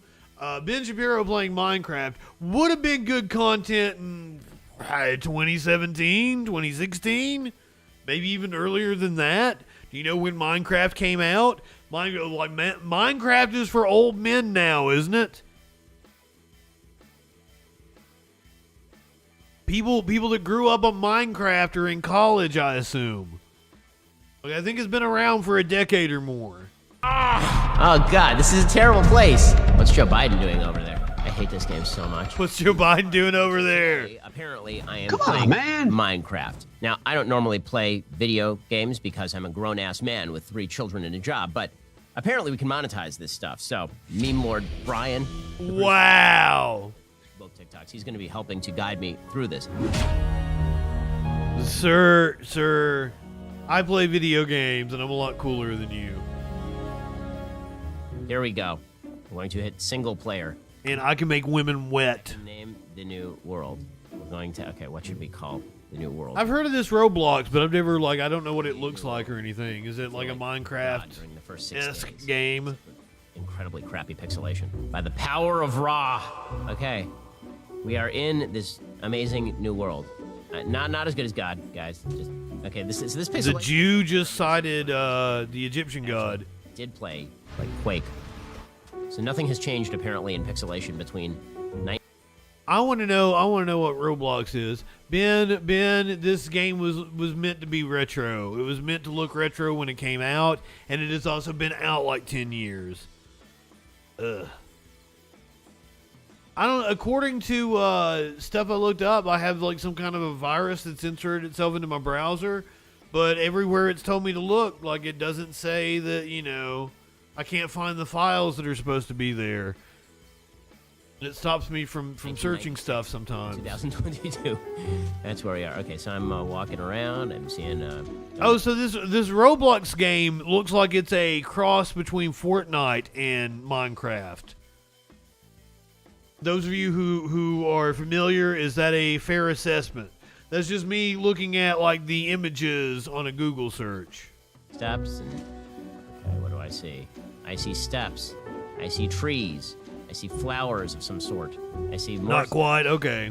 This is the kind of the way the So your first promotional material looks like it portrays it. To get wood, you're gonna have to walk up to one of those. To get wood, you gotta punch the trees. Go up and start punching the trees. See, this was a South Park episode. Like, I feel like that's a classic episode of South Park. Like, I watched that episode 15 years ago. Like, that's been that long. You get the wood, you get to punch the trees. To start punching it. Cause that was like the murder porn episode, and I want to say like Discovery and stuff getting like all murder porny would have been like 08, 09 time. I'm gonna punch a tree down. This game is not realistic. I cannot punch a tree. Wow, Karate Master. You can hit the E key on your keyboard. Oh, I see what you're talking about, Merkin. Okay. It's up your crafting. So it's like a game builder world. So I'm going to take my oak log. The last time that I held like a block of wood, I was standing outside of Home Depot. That turned into a meme too, so I have a feeling that this will be a thing. Yeah, because you looked stupid buying your one piece of wood, dude. You looked like an absolute chud. Squares up there. Mm-hmm. And click in. And then you're going to want to click those 4 oak planks. Click and drag so that each one of those planks fills all 4 of those squares. And now you can make a crafting table. This is the South Park episode is from 2013. The South Park episode about Minecraft, about punching the trees, is from 2013. Riveting. I could spend fully seconds doing this. Remain interested. I'm gonna put it right over. I'm not there. Okay, now I have to. It has to be a great spot, like the best spot, right here. Done. Next to the flowers, with the scenic view. That is beautiful. It is. Now you have a 3x3 square instead of a 2x2 square. Wow. That's... The actual Minecraft game was released in 2011.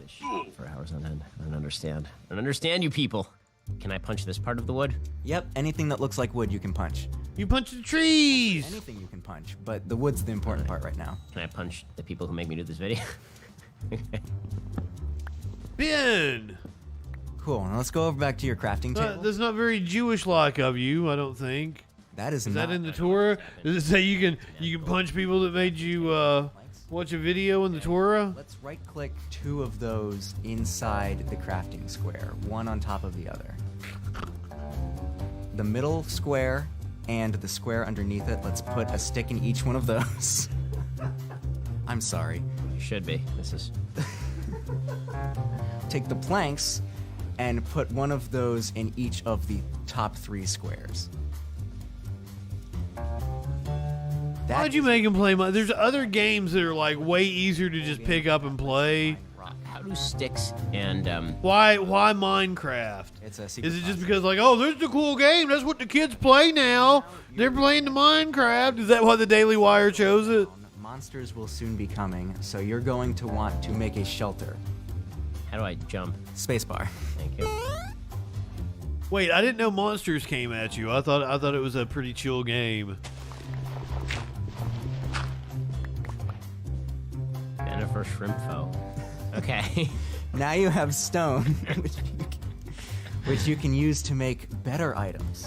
Ooh. But the sun is almost down. Seriously, I would rather see him play like a first-person shooter. To seek shelter. This world sucks. Watch him get demolished and people teabag him. With the dirt. Alright, you know what? This is, believe it or not, actually getting a little boring. So why don't we... yes, it's totally boring. I feel like this is gonna go poorly. I've been told there are monsters out here, so... Yeah, but now you have a weapon, so you can make just a... hit them, or short I'm gonna work. practice my... Whack them a little bit. We're gonna practice our kung fu here. We can also find... Playing Mario Brothers would have been more entertaining than this, to be honest with you. Can I, like, get a job or something? Is there commerce in this world? Do you want me to play Mario Brothers? I'll play Mario Brothers. Can I swim, or do I just die if I stay down here? So those bubbles that you can see are... we can finish out the last 2 minutes of me just playing Mario Brothers because Ben is boring. Because that'd be way more fun than watching Ben play Minecraft. No, it's the wrong music. If you're in the water in Mario, if we do find a... Oh, he is familiar with Mario. Villagers that you can trade with.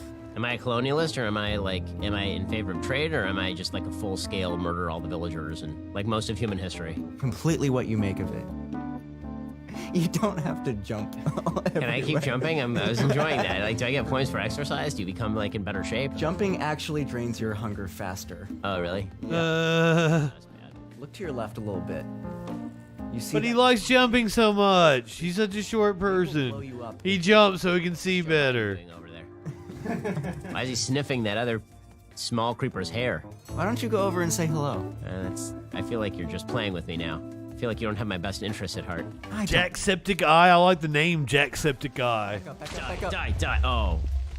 Well, that went... You know who would be in danger of having a septic eye? Dan Crenshaw, if I was allowed to pee in his open eye hole.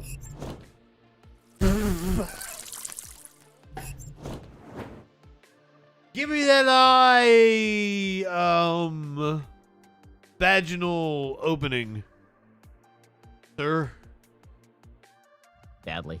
That is okay, because nothing is permanent in Minecraft. We can walk back and find your stuff. I can see the obsession. It was a lonely existence. Can you?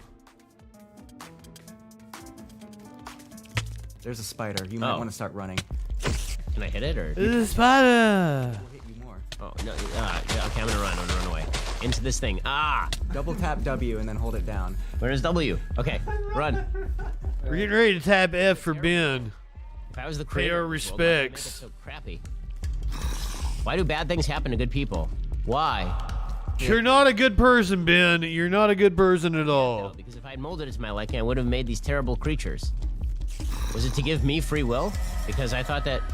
There are cows over there, Ben. You want to go? Where's their cow? Oh, but there's a spider right next to me. I gotta get the hell out of here. Is there a motherfucker? I am so glad that 10 minutes is over. I'm sad that I had to sit through Ben Shapiro to get through that 10 minutes. Oh, they're YouTubers that play video games. I play video games. I don't watch other people play video games. Not that I have anything against others that play that watch like others play. That also doesn't mean that I don't watch videos about games. I'm a Final Fantasy fan, so I watch like Maximilian Dodd and Night Sky Prince and stuff. But I don't watch people like playing games live.